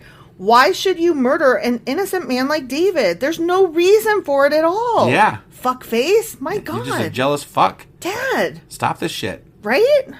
So Saul listened to Jonathan and vowed, as surely as the Lord lives, David will not be killed. Oh. Okay. Wow, he got him to change his mind. Maybe. He said as much. Right, Doesn't mean he changed his mind. Right. He changed his outer phrasing of it. To his son. Who obviously really likes David. Yeah. Yeah. Afterward, Jonathan called David and told him what had happened. Then he brought David to Saul, and David served in the court as before. Okay. I would be a little bit weary about this. Like, yeah. Dude, you were going to kill me. Yesterday I wanted to kill you, but my son thinks you're cool, so okay, I guess I won't. Right, whatever. Yeah. Like, how do you even feel safe or comfortable? Yeah, I don't know. I definitely would not. I hope you're locking your door at night. Sleep with my goddamn eye open, that's for sure. Mm-hmm. War broke out again after that, and David led his troops against the Philistines. He attacked them with such fury that they all ran away. But one day, when Saul was sitting at home with spear in hand, the tormenting spirit from the Lord suddenly came upon him again. Okay. So God was like, I'm not done making you crazy. Hold on. Yeah. And then God leans over and says, watch this. So God is making Saul crazy. Yeah. Okay. As God does. According to the Bible. Yeah. Okay. As David played his harp. Yeah. You know, to make Saul's headaches go away. Right. Saul hurled his spear at David. What? Didn't we just do this? Happened. We already did this shit. What the fuck? But David dodged out of the way, and leaving the spear stuck in the wall, he fled and escaped into the night. Are we retelling the same story, or is this another time where he threw fucking spears at him? Different spear throwing story. What the fuck? Dude, I'm sorry, the third time, we're done. Yeah. We're done. You threw spears at me 3 fucking times, dude. Right. I am not playing the goddamn harp for you anymore. In fact, I don't want to see your ass anymore. You know what? I'm taking my harp and I'm going home. Bye. Right, yeah. Then Saul sent troops to watch David's house. Shit. What the fuck? Damn, this is scary. Yeah. They were told to kill David when he came out the next morning. Holy shit. But Michal, remember, David's wife? Yeah. Warned him, this is Saul's daughter. Yeah, right, yeah. Warned him, if you don't escape tonight, you will be dead by morning. So she helped him climb out through a window and he fled and escaped. Because remember, she loves David. Yeah. And she... Like, all of Saul's kids really love David. Yeah. So... Yeah. He's really fucking up here. They all want to fuck David. David was hot. Okay? Right. I'm just telling you. Yeah. Then she took an idol and put it in his bed, covered it with blankets, and put a cushion of goat's hair at its head. So she pulled a Ferris Bueller, right? And put something in the bed to make it look like he was there. More importantly, though, why do godly people have idols just sitting around? Because they all have idols. Doy. Because they're not godly people. Right. Okay, whatever. But I liked she pulled a Ferris Bueller reference. Yes, it was good. That was good. Okay. When the troops came to arrest David, she told them he was sick and couldn't get out of bed. Yeah.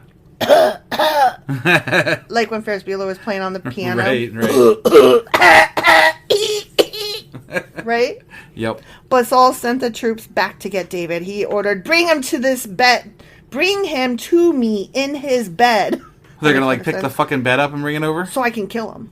Yeah. But they're literally going to pick the bed up. They're going to pick the bed up. Yes. He said, bring him in the bed. They're not even going to check to see if he's under there. Well, obviously. I think they are. Because okay. let me read. All right. But when they came to carry David out, they discovered it was only an idol in the bed with a cushion of goat's hair at its head. Oh, no. Why have you betrayed me like this and let my enemy escape? Wait, who betrayed him? Saul demanded to Michal. Oh. How did that... Did she admit it? Or, Because she's like, he's in bed. Oh, okay. Yeah. And they're like, he's not. It's a mummy thing. I let him escape because you're a fucking dickhead. Because you're a murdery fool. Because Yeah. you're a fuckface, Dad. Dude, you made him chop off 100 dicks for me. Oh, but look at this. Okay.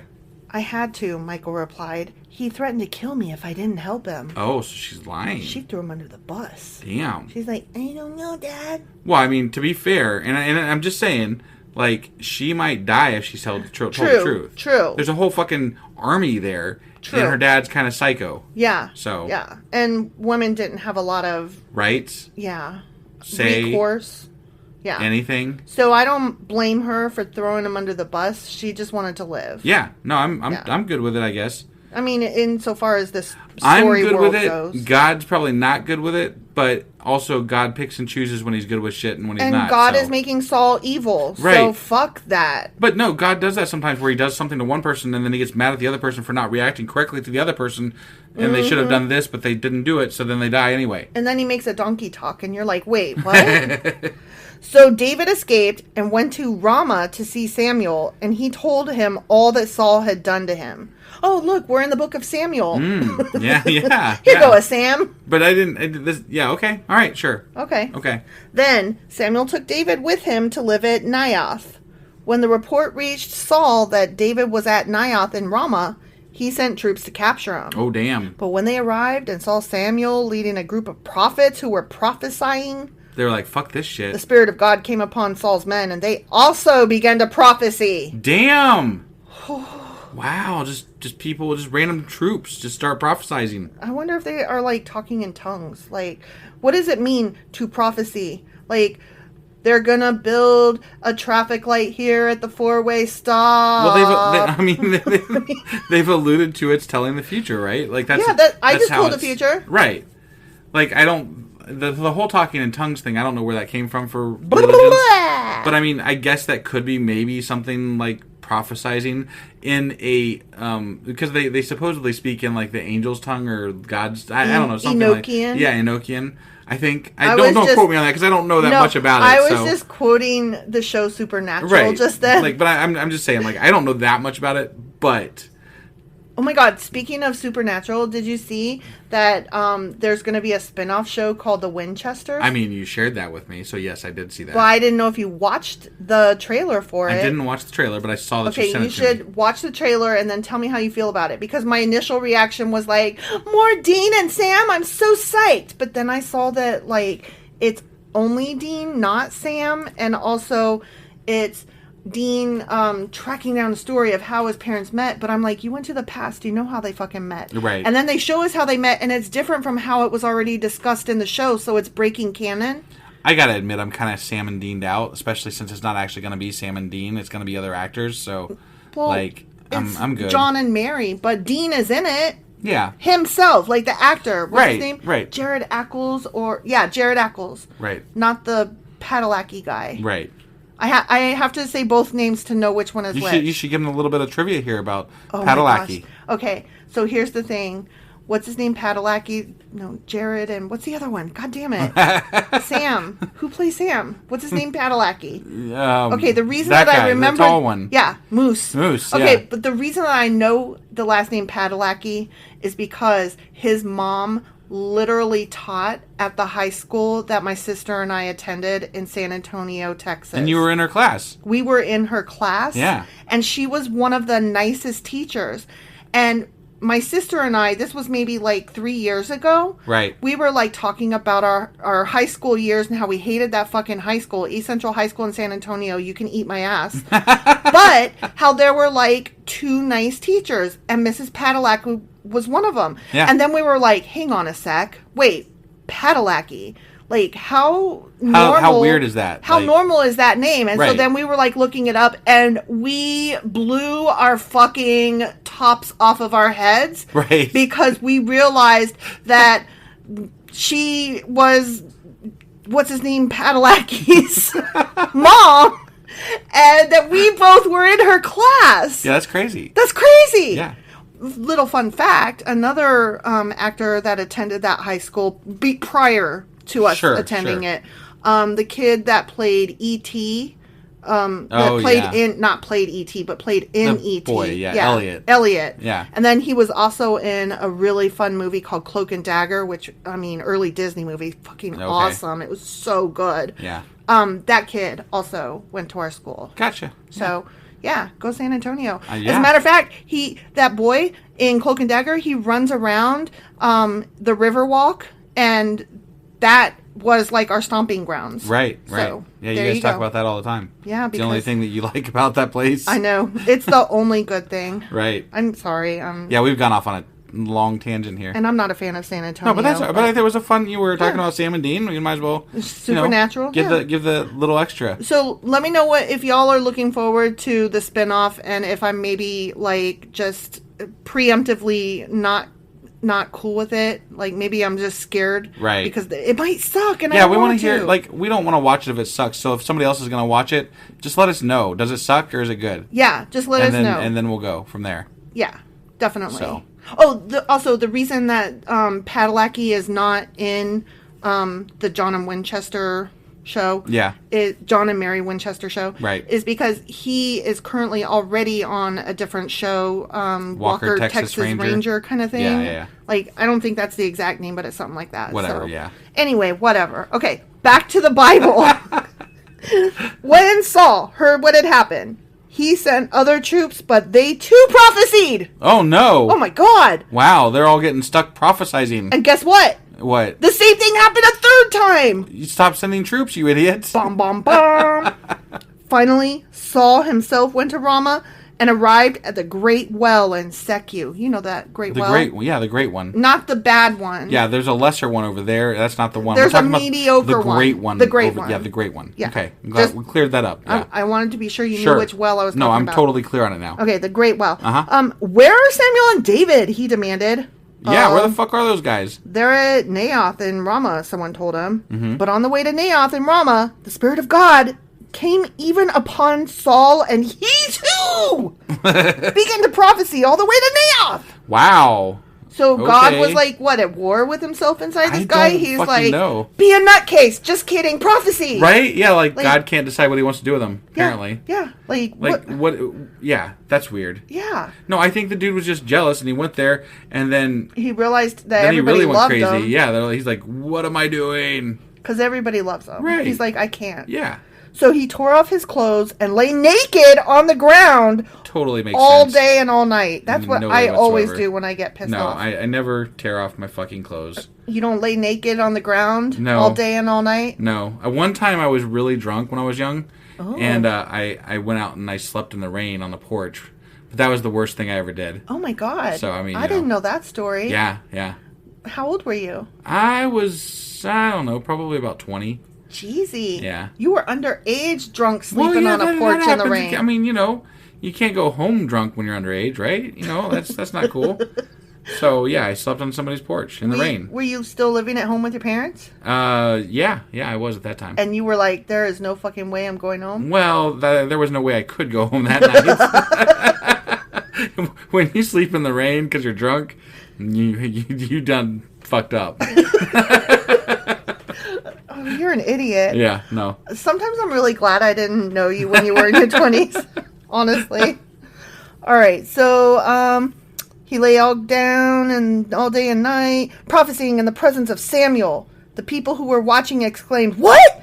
Is even Saul a prophet?" The end. Oh, that was the saying. Wasn't that the saying? Even Saul's a prophet? Is even Saul Is a even prophet? Saul a prophet? Wasn't that the saying? I think it was. Remember they were going to say, was something why is similar. everybody saying, it's the saying. Isn't even somebody a prophet? Yeah, I think Isn't you're even right. Saul a prophet? Yeah. So there it is. That's why he's a prophet. That's why Because he was an idiot. Yeah. Because Okay. because the Lord fucked with him. Yeah. And then he fucked with him some more. That's, And the saying. you know the saying. We know the saying. And that was the end. Okay.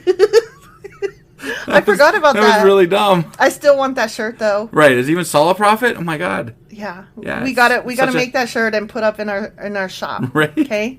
Get on that. Tell me that wasn't a stupid story. That was a That stupid was a ass stupid story. fucking story. Yeah. I don't And I really, still don't know time frames. What the fuck is going on here? Because David King, what's going on?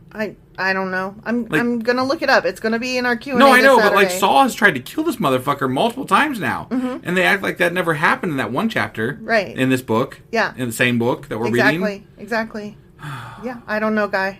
I don't know what to tell you. I'm really. You're distraught over this. I am because it doesn't. It doesn't Not jive. that okay. The Bible often doesn't make sense, but this is just like one of those times where I'm like, this is really stupid. Right. Really stupid. And it would be an easy fix. Yeah, it definitely Just would be an easy fix. Tell it in the correct order. Yeah. And like make it make sense. An editor could have wiped out that whole other chapter that we read about Yeah. him becoming king. Yeah. And it would have made a whole hell of a lot more sense if they would have just left that out. It almost seems like there should be a rewrite.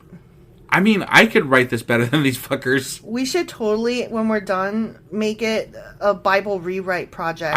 I'm all for it. I think we should write this Bible like in our words. Yeah. And just be like With lots F-bombs and all. Yeah, F-bombs and all. We're just going to interpret this our way. Yeah. And then and publish that shit. It's the Are You Fucking Kidding Me Bible. And it's the Sacrilegious Discourse Bible. I'm for this plan. Yeah. I think we should totally do that. All right. Maybe one book at a time, like not the whole Bible. Yeah, we should start with Genesis and publish it chapter by chapter. Yeah. You guys should let us know what you think if you want us to do that or not, because I think it'd be awesome. I'm I for think this project. Wife needs to get on this, and so we need to start selling Sacrilegious Discourse Bibles. Oh my gosh. That's hilarious. That would be a fun project. I really won't would. do it unless we get at least 5 people that say they absolutely must see this happen. Oh, shit. And if you make me a shirt that you put up in the store that says, "Is even Saul a prophet?" Well, we need those 5 people first. Then I'll make the shirt, and then you got to write this fucking Bible. Okay. All right.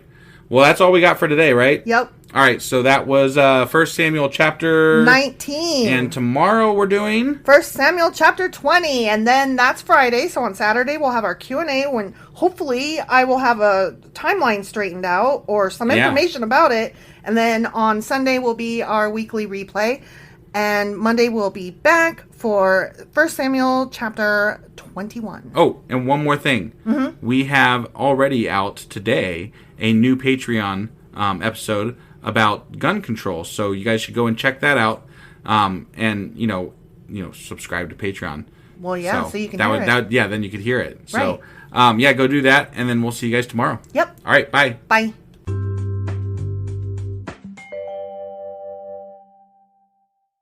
Husband. Wife. I did that a little unenthusiastic. You did? Because of today's topic. Well, yeah, it is an unenthusiastic topic, that's for sure. We are going to have a discussion about guns and stuff like that. Gun violence and shootings and whatnot and what have yous. Yeah. Okay, well, that's a heavy topic, but it's one that is very relevant to today, and I'm glad we're having it. Yeah. So, did you want to cover anything else, like what we're going to go into over, or just leave it there? I'm going to leave it there, but I am going to include an apology because I might get emotional. I might cry. Sorry. Gotcha. That happens. Gotcha. All right. Well, if so, this is our Patreon special episode, and if you want to hear the rest of it, you're going to have to go subscribe over at Patreon. It's just $2 a month. That's like less than 7 cents a day. True. You can find that on the fucking ground. I mean, I couldn't, but you could. I did. I found 10 cents today. Wow.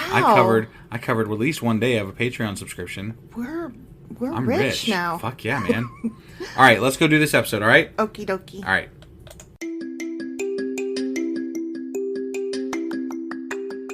Oh no, what happened? Well, this is a special Patreon episode, actually. Which means that they need to go to Patreon and subscribe as a patron in order to listen to it. Okay, well, I guess that we are going to go do that now. Yeah, just head over to patreon.com/sacrilegious discourse, become a member for as low as $2 a month, and you'll have access to all these special things and goodies too. So, go do that. So this was just a teaser. Yeah, teaser. Okay, just Bye. checking. Okay, Bye. Bye. Bye.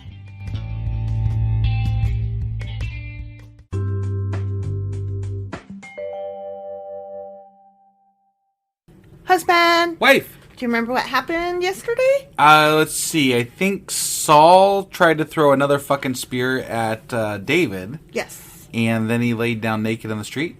Yeah. And also, there was the phrase, is even Saul a prophet? Oh, that's right. Yeah, that was an important one right there because, it's mentioned before. And it's a big thing. Everybody loves David. You know that saying. David. David's awesome. David is awesome. Except for to Saul. Yeah. But then he became a prophet because he went to go talk to Samuel, and apparently that turns you into a prophet who lays naked in the street. Well, because at first God made Saul bad, and then he made Saul good. And God is just all bad. Yeah. In the Bible. He is. He really is. Jesus. What a dick. Right? So anyway. Right. So that was 1 Samuel chapter 19. And today we are doing 1 Samuel chapter 20. All right, let's get into this. Let's.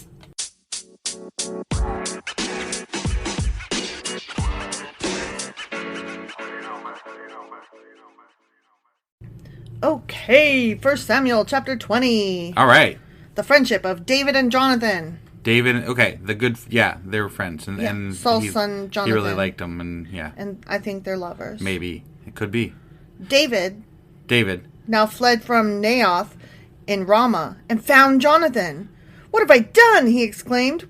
What is my crime? How have I offended your father that he is so determined to kill me? Because he has a fucking ego the size of whatever.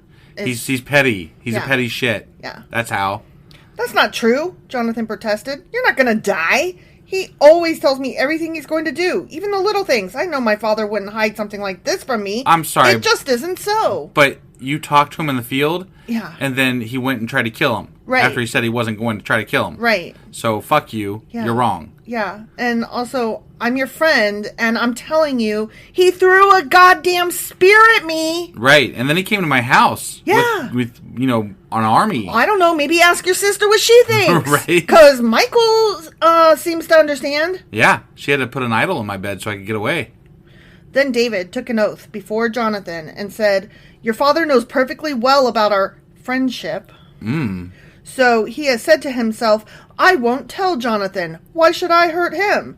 But I swear to you that I am only a step away from death. Yeah. I swear it by the Lord and by your own soul. But he already ran away to Samuel, so what's he worried about right now? I don't fucking know. And Saul was like prophesizing and laying naked in the goddamn streets. So maybe we're doing another flashback. Or meanwhile, this book is fucking me up with time frames because it's really weird. Tell me what I can do to help you, Jonathan exclaimed. Yeah. Okay. Yeah. That's fair. That's a good response. Sure. Like, sorry about my dad trying to what can I kill do? you. What can I do? David replied, tomorrow we celebrate the New Moon Festival. The New Moon Festival? Well, yeah. It's pagan shit right there. What the fuck? It's even more fun than the barley party. Yeah. I've always eaten with the king on this occasion, but tomorrow I'll hide in the field and stay there until the evening of the third day. If your father asks where I am, tell him I asked permission to go home to Bethlehem for an annual family sacrifice. If he says, fine, then you will know all is well. But if he is angry and loses his temper, you'll know he is determined to kill me. Show me this loyalty as my sworn friend, for we made a solemn pact before the Lord. Or, just fucking kill me yourself if I have sinned against your father. But please don't betray me to him. Right. Yeah, that's fair. Yeah. Never, Jonathan exclaimed. You know that if I had the slightest notion my father was planning to kill you, I would tell you at once. Because he did. Right. I'm just saying, he was already pretty good about that, so. Yeah. But he just, he thought he had his dad's confidence after that. Like, Right. okay, we're not going to kill him, right? Okay, cool. Good. Right. If one of your parents wanted to kill me, would you tell me? Well, yeah. I would totally tell you as well. I'm glad. If one of my parents wanted to kill you. Very happy about that. I don't think they do, though. I don't think either of our parents... Well, your mom likes me a lot, and my parents like you a lot. Right. So, yeah. It's kind of cool that way. Yeah, they call me their favorite son-in-law. Yeah. And there are others. And there are others. I think you're the son that they really want, if I'm being honest. Right, it's just me and my sister. Yeah. I think that they would trade both me and my sister for you. And that's in even a fucking heartbeat. That's even with them knowing I'm a liberal cuck, Yeah. I mean, I'm just saying. A libtard? Yeah. Yeah. Right? Yeah. It's surprising because they definitely are not that way. They are very not. They are nasty-ass Tea Party. Right. QAnon even. QAnon Trumpsters that were, I don't know, Southern Baptist weirdos. But, I look the part of good old boy, and I'm really nice. So you are very nice. There's that. You're so nice. And I try to avoid any fucking subject with your parents that has anything to do with politics or religion. It's so sad because at one time you guys could talk about football. Yeah, but now they don't even like football because NFL and kneeling. Yeah. Jesus. Yeah. Fucking stupid. Fucking stupid. Okay, so this is all happening, and then David asked, how will I know whether or not your father is angry? Wait, David asked that? Yeah. I thought he was just telling them what to do. Like, he's going to hide in the field, and then if he gets mad that he's not there, then obviously he's mad, right? Right. I mean, I would... So why is... Oh, because David's hiding. So David's like, how am I going to know what's happening over there? Because I'm in hiding. How will I know? He's angry. Yeah, I followed that. Yeah. Come out to the field with me, Jonathan replied. And they went there together. Go to the field, huh? Yeah, they did. Then Jonathan told David, I promise, by the Lord, the God of Israel, that by this time tomorrow, or the next day at the latest, I will talk to my father, right there, and let you know at once how he feels about you. I know how I feel about you. If he speaks favorably about you, like I am, I will let you know. It's just not right. What? Nothing. What? You don't like my 2 cents added in? It's fine. It's fine. But if he is angry and wants you killed, may the Lord strike me and even kill me if I don't warn you so you can escape and live. May the Lord be with you as he used to be with my father. Oh, he's like, my dad used to be goddish. Yeah, now he lost his way. Yeah. He's crazy. He's so bananas. Yeah. And may you treat me with the faithful love of the Lord as long as I may live. Yeah. But if I die, treat my family with this faithful love, even when the Lord destroys all your enemies from the face of the earth. Except for Saul, right? Because he throws spears at me. I'd be like, yeah, sure. Like, your sister, I'm good. We're married. We're married. That's cool. And we fuck good. Right, So yeah. So Jonathan made a solemn pact with David, saying, may the Lord destroy all your enemies. Ooh. Damn. I mean, Saul is kind of one of his enemies, so. And Jonathan made David reaffirm his vow of friendship again. Yeah, he did. For Jonathan loved David as he loved himself. Yeah. With yeah. his right hand. What? All right, I added that. Yeah. Then Jonathan said, tomorrow we celebrate the New Moon Festival because we are pagan AF. Right? Yeah. You will be missed when your place at the table is empty. The day after tomorrow, toward evening, go to the place where you hid before and wait there by the stone pile. I will come out and shoot 3 arrows to the side of the stone pile, as though I were shooting at a target. Then I will send a boy to bring the arrows back. If you hear me tell him, they're on this side, then you will know as surely as the Lord lives that all is well and there is no trouble. What if he was just a shitty shot that day and shot him on the wrong side? Ooh, that would suck. That'd fuck it all up. Right? But if I tell him, go farther, the arrows are still ahead of you. Right. Then it will mean that you must leave a fucking immediately. So clear. That's very clear. For the Lord is sending you away. Yeah. Far, far means go, go. Right. Got it. And may the Lord And may the Lord make us keep our promises to each other, for he has witnessed them. Because we can't keep our promises ourselves. We need the Lord to do it for us. Mm-hmm. That's obvious, right? Exactly. Yeah. I mean... I know I struggle with keeping promises that I make without the Lord's... Wait, no, I don't. No, but I think that you can't trust people unless they're, like, making a vow on the Lord back then. But why? Why? Because people are bad and stupid.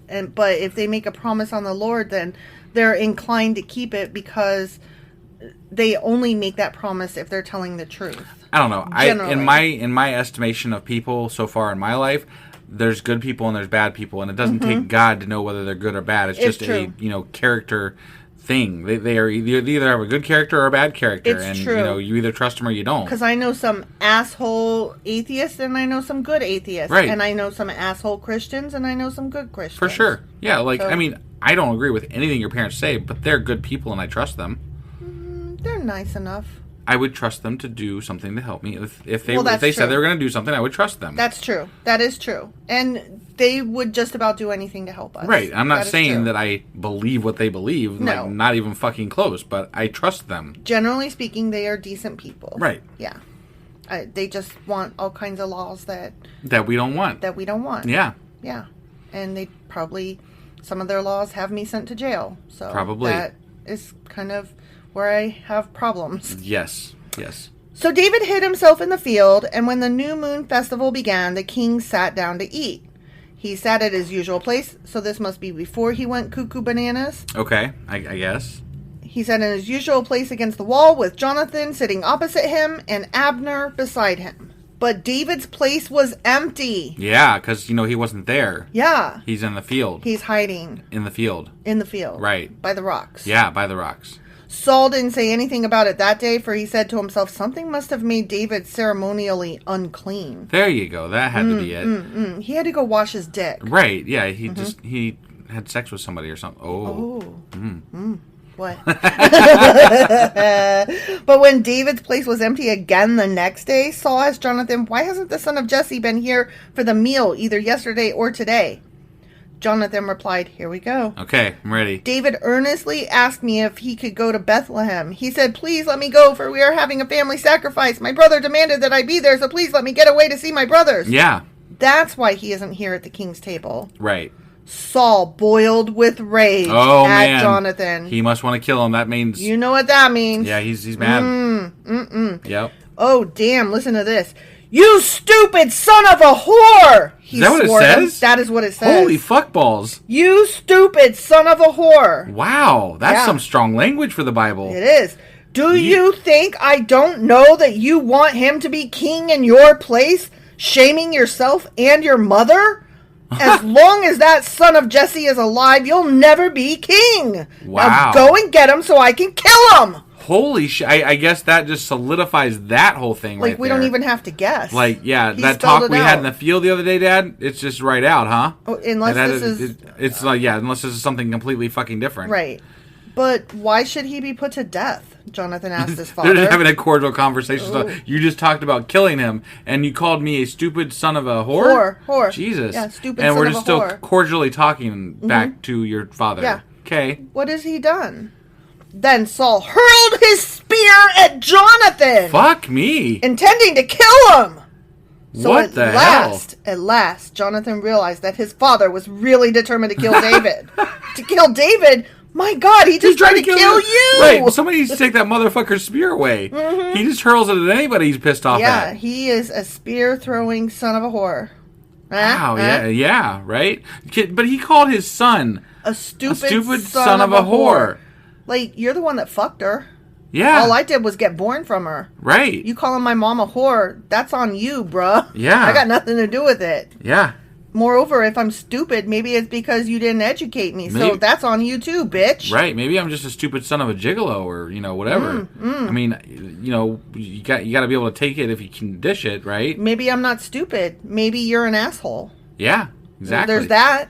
You Right. fucking murderous asshole. Right? I couldn't come up with a better insult. But I'd be out of there. Fucking threw a spear at me? Fuck you. Yeah. What would you do if your dad threw a spear at you? I'd fucking take his spear and leave or throw it back at him. I'd be like, and here, not miss. catch. Yeah, right? Jonathan left the table in fierce anger and refused to eat on that second day of the festival. Yeah, I did.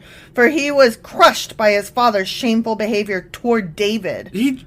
What? Why not toward yourself? Right. Like, yes, toward David. Obviously, that's bad that he wants to kill him. But he wants to kill David. He tried to kill you. yeah. So, saying. I would be mad at him on both counts. Right. But honestly, being a selfish individual, I'd be even more mad that my parent was trying to kill me. Right, yeah. Gosh. Well, that's pretty bad. The next morning, as agreed, Jonathan went out into the field and took a young boy with him to gather his arrows. Young boy, gather my arrows. Start running, he told the boy, so you can find the arrows as I shoot them. So the boy ran, and Jonathan shot an arrow beyond him. When the boy had almost reached the arrow, Jonathan shouted, "The arrow is still ahead of you! Hurry, hurry! Do not wait!" So That's the boy. that's the one that says, "Get the fuck out." That's the go. Get the fuck out. Yeah, far, far, go, go. So the boy quickly gathered up the arrows and ran back to his master. He, of course, suspected nothing. Only Jonathan and David understood the signal. Right. I mean, he could have just yelled, "You were right, I was wrong, fucking run!" Right. So then Jonathan gave his bow and arrows to the boy and told him to take them back to town. As soon as the boy was gone, David came out from where he had been hiding near the stone pile. Then David bowed 3 times to Jonathan with his face to the ground. Both of them were in tears as they... If they were going to talk to each other after the boy Right, what left, was the point of the fucking code? arrow shit? And that's stupid. so dumb. Both of them were in tears as they embraced each other and said goodbye, especially David. At last, Jonathan said to David, "Go in peace, for we have sworn loyalty to each other in the Lord's name. The Lord is the witness of a bond between us and our children forever." Then David left and Jonathan returned to town. The end. I almost said amen. The end. I don't know why I said amen. It just felt like, Bible-ish, right? It did. Yeah. It did. So the end. They was crying. I'm really kind of looking forward to like our Q&A which is going to be tomorrow, right? Yeah. Yeah. Because I really am wanting to know what's going on with these fucking timelines because I think we ran into this in the last book or maybe this book earlier on, but there's been some really wonky like time things going on. Yeah. And this one is really bad for it. It's not good. It's not good at all. It is not good. But, Saul's kind of he's a fucking asshole. I kind of liked him at first. Remember, he was kind of cool right off the bat? Because we didn't like Samuel, that's why. Right. But now they're making Saul look like a fucking dick. He's new. Yeah. He's gone. Right? Yeah. Okay. Well, that was 1 Samuel chapter 20. Yeah, and tomorrow we are going to be doing our Q&A. And then Sunday will be our weekly replay. And we will be back on Monday for 1 Samuel chapter 21. All right. We'll see you guys then. Bye.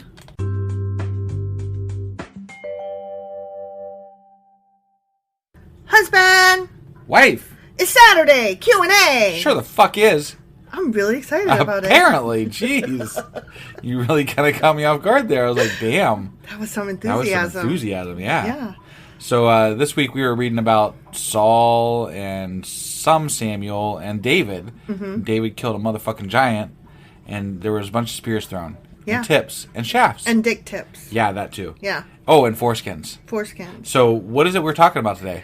Well, you and I were really confused about the timelines, particularly of when Saul met David and what role Saul played. Was I right to be confused? Yes. Oh, I'm glad we were right to be confused. Okay, all right. Yes. I'm glad to hear that. I'm glad it wasn't just me then. No. So I'm not crazy. No. Okay, it's the Bible. It's the Bible. The Bible's wrong. The Bible is wrong and bad. Okay, just making sure here. Yep. All right, so that's what we're covering in our Q&A today. We are indeed. Let's get on into it. Okie dokie.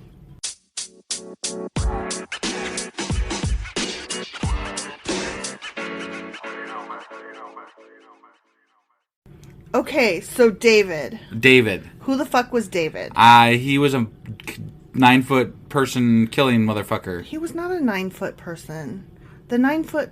Oh, a 9-foot You are really person. like... Shut up. I thought you were describing David instead of the giant. And I was like, no, the giant was 9 foot. Okay. Yeah. Sorry, I did not follow. I don't think that you said that.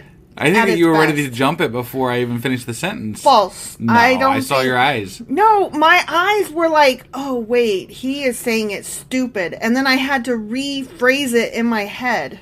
Okay. They agree with me. Okay. They weren't here. They weren't here. Well, they didn't see what I saw. Who is the writer and better with words between the two of us? Who's never written a post except for one on their podcast blog? Oh my God, that doesn't matter as to whether or not you were stupid just now. I'm not stupid. Oh my God. Okay. I was right. The 9-foot Fuck giant off. killing motherfucker. Fuck off. Fuck off. Okay. Okay? Yeah. So anyways... Anyways, David. And that particular, how did we meet David? And why did we meet him? And then, like, 2 chapters later, we met him again. Yeah, and, like, a whole different type of circumstancing. Context, yeah. It was not the same at all. Right, exactly. So I had to do some pretty good spelunking on this one. Because, when you ask questions about the Bible, you always get the apologists first, right? And so, of course, there were apologists on this, and they were like, oh, you're reading too much into it. But I'm really not. It doesn't matter because they both convey the same message, which is that he was a warrior and a leader of men who went from nothing to greatness. They really don't, though. Like, one is he comes literally from nothing. The other one, he builds his way up over time, and also Saul's an asshole in that one. Well, like, directly, like, we know why he's an asshole. I'm gonna get into more of that a little bit, but let's start with what the apologists are trying to say. Okay. Yeah. And they'll say all of these things, but the end of the sentence is because, and then they don't continue. Yeah. Got it. Okay. Yeah. But both of the stories are independent from each other. But they both talk about how David emerged from obscurity to become a presence in the royal court of Saul, right? We can agree with that, right? Sure. Well, I mean, one, he went from being obscurity to king, like literally. But he was in the court of Saul. I don't understand. Saul got taken off of... Yeah, he got fired. So how is he in the court of Saul if he's king? Because Saul was still there. That doesn't make any sense to me. Let's just move on. Okay, all right. Okay? Sorry. Both stories began with none of us, including Saul, have any idea who David is. Mm-hmm. We have to be introduced to him both times and to his family. Right. In both stories, his father, his 3 eldest brothers are named, and he has 4 other unnamed brothers. Got it. Got it? Yeah. Okay. Both of the stories describe how David comes to Saul's attention through his skill at playing the lyre, or lyre. Is it a lyre? I think it's a lyre. I don't know, honestly. I think it's a lyre. Okay. And through, a harp. How about that? Yeah, harp. His harp. Right. Yeah. And through his bravery on the battlefield. Yeah. Okay? Mm-hmm. So both of those have that in it. Okay. And both stories have Saul being pleased with David because he soothes Saul's spirit and because he is victorious against Goliath. Except for until he doesn't, but no. Yeah, totally agree with you. But the first story didn't have anything about Goliath or... Oh, okay, but what I'm saying is that for various reasons, in one, he sued the spirit, and in the other, he was a hero that killed Goliath, right? But both times, Saul was pleased with David. Right. Okay. And both conclude with explicit notice that Saul took David into his permanent service. Like, in one, he was like, you're gonna be my harpist guy and my arms bearer. Right. And in the other one, he's like, whoa, my guy, you're gonna be my soldiery boy now. Yeah, right. Yeah. So both stories talk about David's rise to prominence in Saul's court. Yep. And so apologists will say that the stories are identical in function and they are parallel in structure, even though they are completely out of order and nonsensical. Okay, but in a book that is fucking God's word, you take one out because one's not right, correct? I totally fucking agree with you. That's such bullshit. I totally... That anybody who says that this is God's word is fucking full of shit. I totally agree with you. Okay. Yeah. So, like I said, this answer was not good enough for me, so I did a little more spelunking. Yeah. Because I don't care that they both serve the same ultimate purpose. Right. They were wrong, though. Yeah. So, there were two authors that I came across that I actually am quite interested in. One guy is Joel Baden, who wrote several books, one of which was The Historical David, The Real Life of an Invented Hero. Okay? Yeah. Now, in this book, one of the things that I read that was quoted from this book is that oftentimes when there are two stories, at least two stories that reference the same thing, but one of them has a popular name and the other one has a name we've never heard of. Yeah. It's usually the unheard of guy that did the actual thing. Oh, okay. So, I guess when we get to Chronicles, the book of Chronicles in the Bible, there's going to be another mention of this, but it'll be of the Goliath killing. Okay. But it'll be a different guy that does it. And I forget his name. It starts with an E, like E. Heman or some shit like that. Wow. So they attributed that thing. And I'll get into the why in a bit. Yeah. Okay. So they think that probably the Goliath thing was done by this other, like, E whatever guy. I'm just going to call him E. Got it. And that the story was then attributed later to David to build him up. Okay. And like I said, I'll get into that in a little bit. Sure. But this book here, I want to read the what's it called? Synopsis. Sorry. I want to read that to you. Again, it's by Joel Baden, and it's called The Historical David, The Real Life of an Invented Hero. Okay. Okay? Yep. Joel Baden, a leading expert on the Old Testament, offers a controversial look at the history of King David, the founder of the nation of Israel, whose bloodline leads to Jesus, challenging prevailing popular beliefs about his legend in The Historical David. So, I don't think that we were quite aware that Jesus is descended from David. No, definitely not aware of that. Which makes sense because so far they've all come from what, like Moses or whatever? I mean, they had to because the world flooded and they all died. Right. So yeah. Right. Well, you're thinking of Noah. Oh. Who Moses also is descended from. All right. Sure. So they're talking about David as this precursor to Jesus. Got it. Okay. So we've got to make David look great. Got it. Yep. Baden the author makes clear that the biblical account of David is an attempt to shape the events of his life politically and theologically. Going beyond the biblical bias, meaning apologists, he explores the events that lie behind the David story, events that are grounded in the context of the ancient Near East and continue to inform modern Israel. The Historical David, the book, exposes an ambitious, ruthless, flesh and blood man who achieved power by any means necessary, including murder, theft, bribery, sex, deceit, and treason. Wow. As Baden, the author, makes clear, the historical David stands in opposition not only to the virtuous and heroic legends, but to our very own self-definition as David's national and religious descendants. Right. Provocative and enlightening, the historical David provides the lost truth about David and poses a challenge to us. How do we come to terms with the reality of a celebrated hero who was, in fact, similar to the ambitious power players of his day? Oh, you know what? I mean, that's an easy one because I don't believe in God. Right. Yeah. Right. But I'm interested in that book. Yeah. Because that sounds right up my alley. Unless he's trying to apologize for him being an ambitious, No, I don't murdery get... person. From what I read about this guy, he's not an apologist. He's a historian. Got it. Okay? Okay. Like, historian first, religious after. Got it.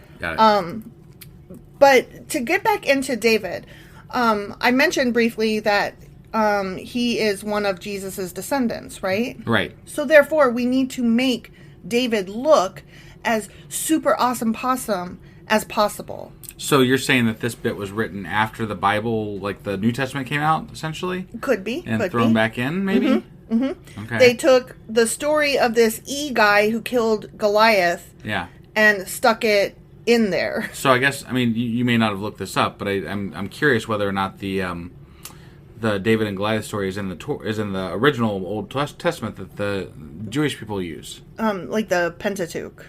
Is what you're saying. Yeah. Well, no, the Pentateuch is the first 5 books of the Bible. No, I know, but the Jewish version of the Pentateuch is what you're saying. No, never mind. Sorry. I'm confused for a minute. That's sorry. all right. Nothing. Yeah, no, the Old Testament. Yeah, sorry, nothing. Yeah, I don't know. Okay. I just know that Christians love this guy. Sure. So I don't know how the Jewish feel about him. Yeah, no, I was just curious if it changed from... Like, if that changed from, like, what the Jewish people would read versus what...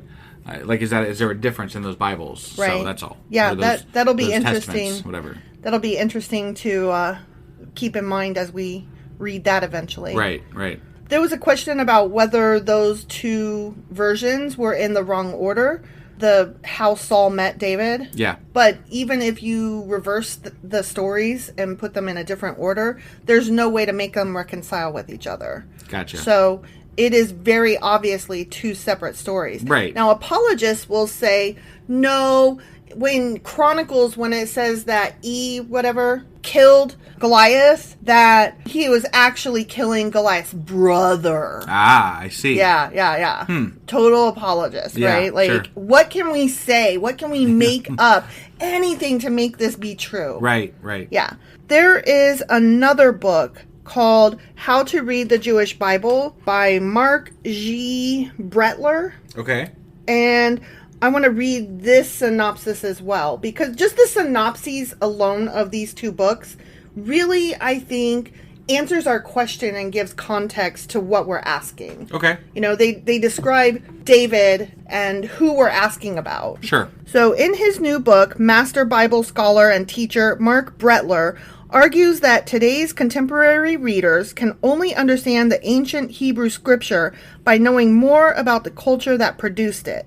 And so Brettler unpacks the literary conventions, ideological assumptions, and historical conditions that inform the biblical context and demonstrates how modern critical scholarship and archaeological discoveries shed light on this fascinating and complex literature. Brettler surveys representative biblical texts from different genres to illustrate how modern can read these texts. Modern people. What? Modern people, it should say. Sorry. He guides us in reading the Bible as it was read in the biblical period, independent of later religious norms and interpretive traditions. Understanding the Bible this way lets us appreciate it as an interesting text that speaks in multiple voices on profound issues. Although the emphasis of How to Read the Jewish Bible is on showing contemporary Jews as well as Christians how they can relate to the Bible in a more meaningful way, readers at any level of religious faith can benefit greatly from this comprehensive but remarkably clear guide to interpreting the Jewish Bible.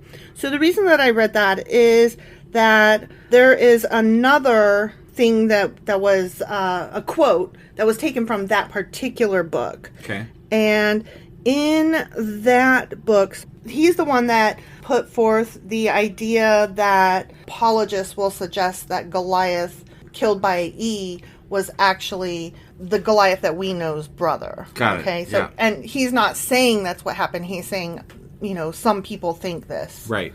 Okay. He is also the one that put forth the idea that if two people are mentioned, one famous, one not, that the story most likely should be attributed to the less famous of the two. Gotcha. He had some really interesting things to say about who the fuck David is.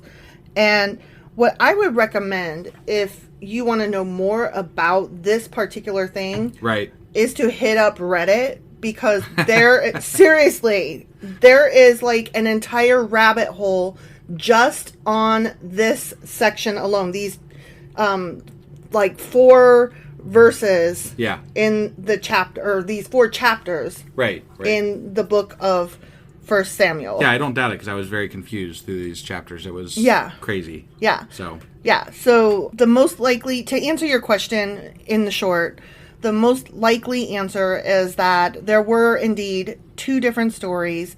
They changed the name of one of them from the E guy to David, and then tried to interweave them and did a really piss poor job. Yeah. And the reason that they did that was because they're trying to make David look awesome. But there's another little historical thing as well. Okay. Remember when I told you about how the kingdom split into 2? Yes. And how there were kings in one and then kings in the other. Right. That's why they mentioned Judah separately. Mm-hmm, right. Mm-hmm. So David, when he was made king, he was king in, I forget which area. I think it was the Bethlehem one. Okay. If I'm not mistaken. But he was made king separately from where Saul was. So this was also a political move to make Saul look as horrible as possible to excuse why David took the kingship. Not was given the kingship, but took the kingship. To excuse his behavior as Jesus' descendant. Okay. You get what I'm saying? I think so. I think David was a bad guy. Right. But the Bible's trying to make him look super pretty. Got it. Because we need to love him because Jesus came from him. And anybody Jesus came from has to be pretty. Got it. Okay. So. Sure. It was not just. But I thought Jesus came strictly from God. Basically. But Mary or Joseph, I don't know which one, was can't be descended. Joseph. Right. Be Mary. Right. So Mary then was directly descended from these people. Okay. All right. So, she's the one that carried the Jesus child. I guess. So, yeah, there's that whole question as well. Who gives a fuck who Jesus is descended from if he's God, right? Right. It doesn't matter. He just used some genes and was like, there it is. It is. But there can't be any bad genes in God. So right. But they don't know anything about genes in the Bible. So why don't they just think that God just implanted the perfect human in there? Right, exactly. So, because he would only be implanted in a perfect vessel. And so that perfect vessel had to be descended from, directly from these perfect sources. You know what? What? It sounds like a bunch of bullshit to me. Oh, definitely. Yeah. Definitely. Yeah. All right. Well, that was, is that pretty much all we got on the David story? Yeah, that was pretty much it. And apologies for having hit up future books that we haven't read yet, including the New Testament. It seems that relevant. It seems that the more we read, though, the more that we have to drag the other Jesus stuff in. Story is getting involved. Well, it's really annoying. We've actually had somebody, tell us they don't want us to talk about that because the Old Testament stands alone without Jesus. It should, but it doesn't because people went back and rewrote it. Yeah. Or rewrote it. Sorry. Yeah. The stories that were changed or inserted were done because of Jesus apologists. Right. So we can't help but mention these things. Right. My bad. I didn't mean to have politics and... Well, I think it would be really interesting to read it without the edits from Jesus apologists. Yeah, that would be badass. And then go from there to read the New Testament, because then it would be a very glaring difference between what Old Testament versus New Testament is, and those apologies wouldn't be there, so it would be very But then what you're basically... Stark differences. But what you're basically talking about then is not the Old Testament Bible. You're talking about a collection of Greek and Roman stories from way back. Sure. And that's different. I got you. Hint, spoiler alert, it's not different. Right.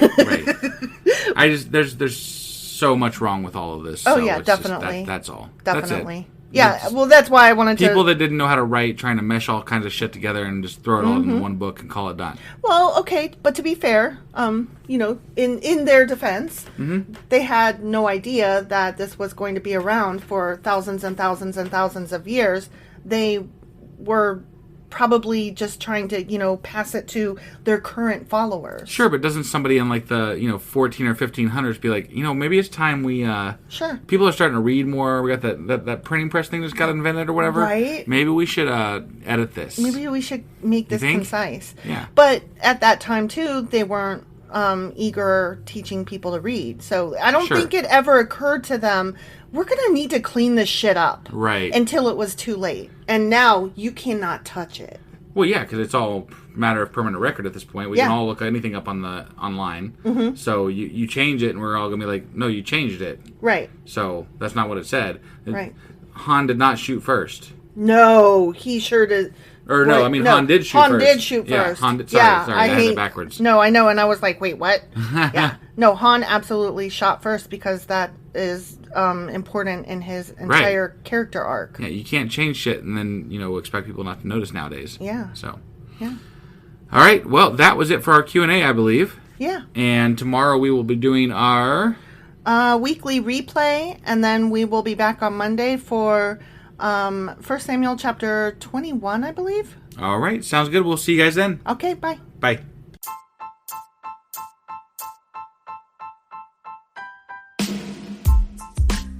Hey, wife, I guess that's the end? But husband, that's just sad. It doesn't have to be. We are on lots of social media platforms like Twitter. Our handle there is sacrilegious_D. For D's nuts. Oh my God. Stop doing that. Anyway, we're also on Facebook, Instagram, and Pinterest. There's a link to all of our social media sites at our website. Ooh, we have a website? Yeah, it's sacrilegiousdiscourse.com, where you can also find a link to our merch shop. We have a merch shop? Yep, we have podcast-themed clothing, mugs, notebooks, and more, as well as an atheist and science-themed products. Wow, our fans should really go check that out right now. Definitely. They can get in touch with us by sending an email to sacrilegiousdiscourse@gmail.com. But before they do that, we could really use some help. Oh yeah? With what?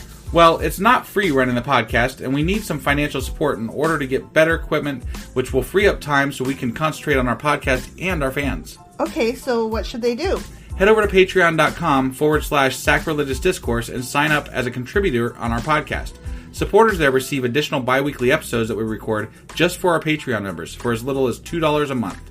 Also, we'd really appreciate it if you would like and subscribe on whatever platform you're using. And Apple Podcast reviews help us out tremendously.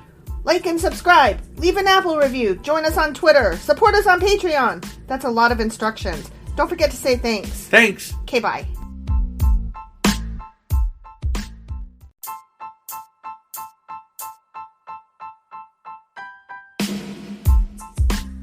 Hey, wife, I guess that's the end? But husband, that's just sad. It doesn't have to be. We are on lots of social media platforms like Twitter. Our handle there is sacrilegious_D. For D's nuts. Oh my God. Stop doing that. Anyway, we're also on Facebook, Instagram, and Pinterest. There's a link to all of our social media sites at our website. Ooh, we have a website? Yeah, it's sacrilegiousdiscourse.com, where you can also find a link to our merch shop. We have a merch shop? Yep, we have podcast-themed clothing, mugs, notebooks, and more, as well as an atheist and science-themed products. Wow, our fans should really go check that out right now. Definitely. They can get in touch with us by sending an email to sacrilegiousdiscourse@gmail.com. But before they do that, we could really use some help. Oh yeah? With what? Well, it's not free running the podcast, and we need some financial support in order to get better equipment, which will free up time so we can concentrate on our podcast and our fans. Okay, so what should they do? Head over to patreon.com/sacrilegiousdiscourse and sign up as a contributor on our podcast.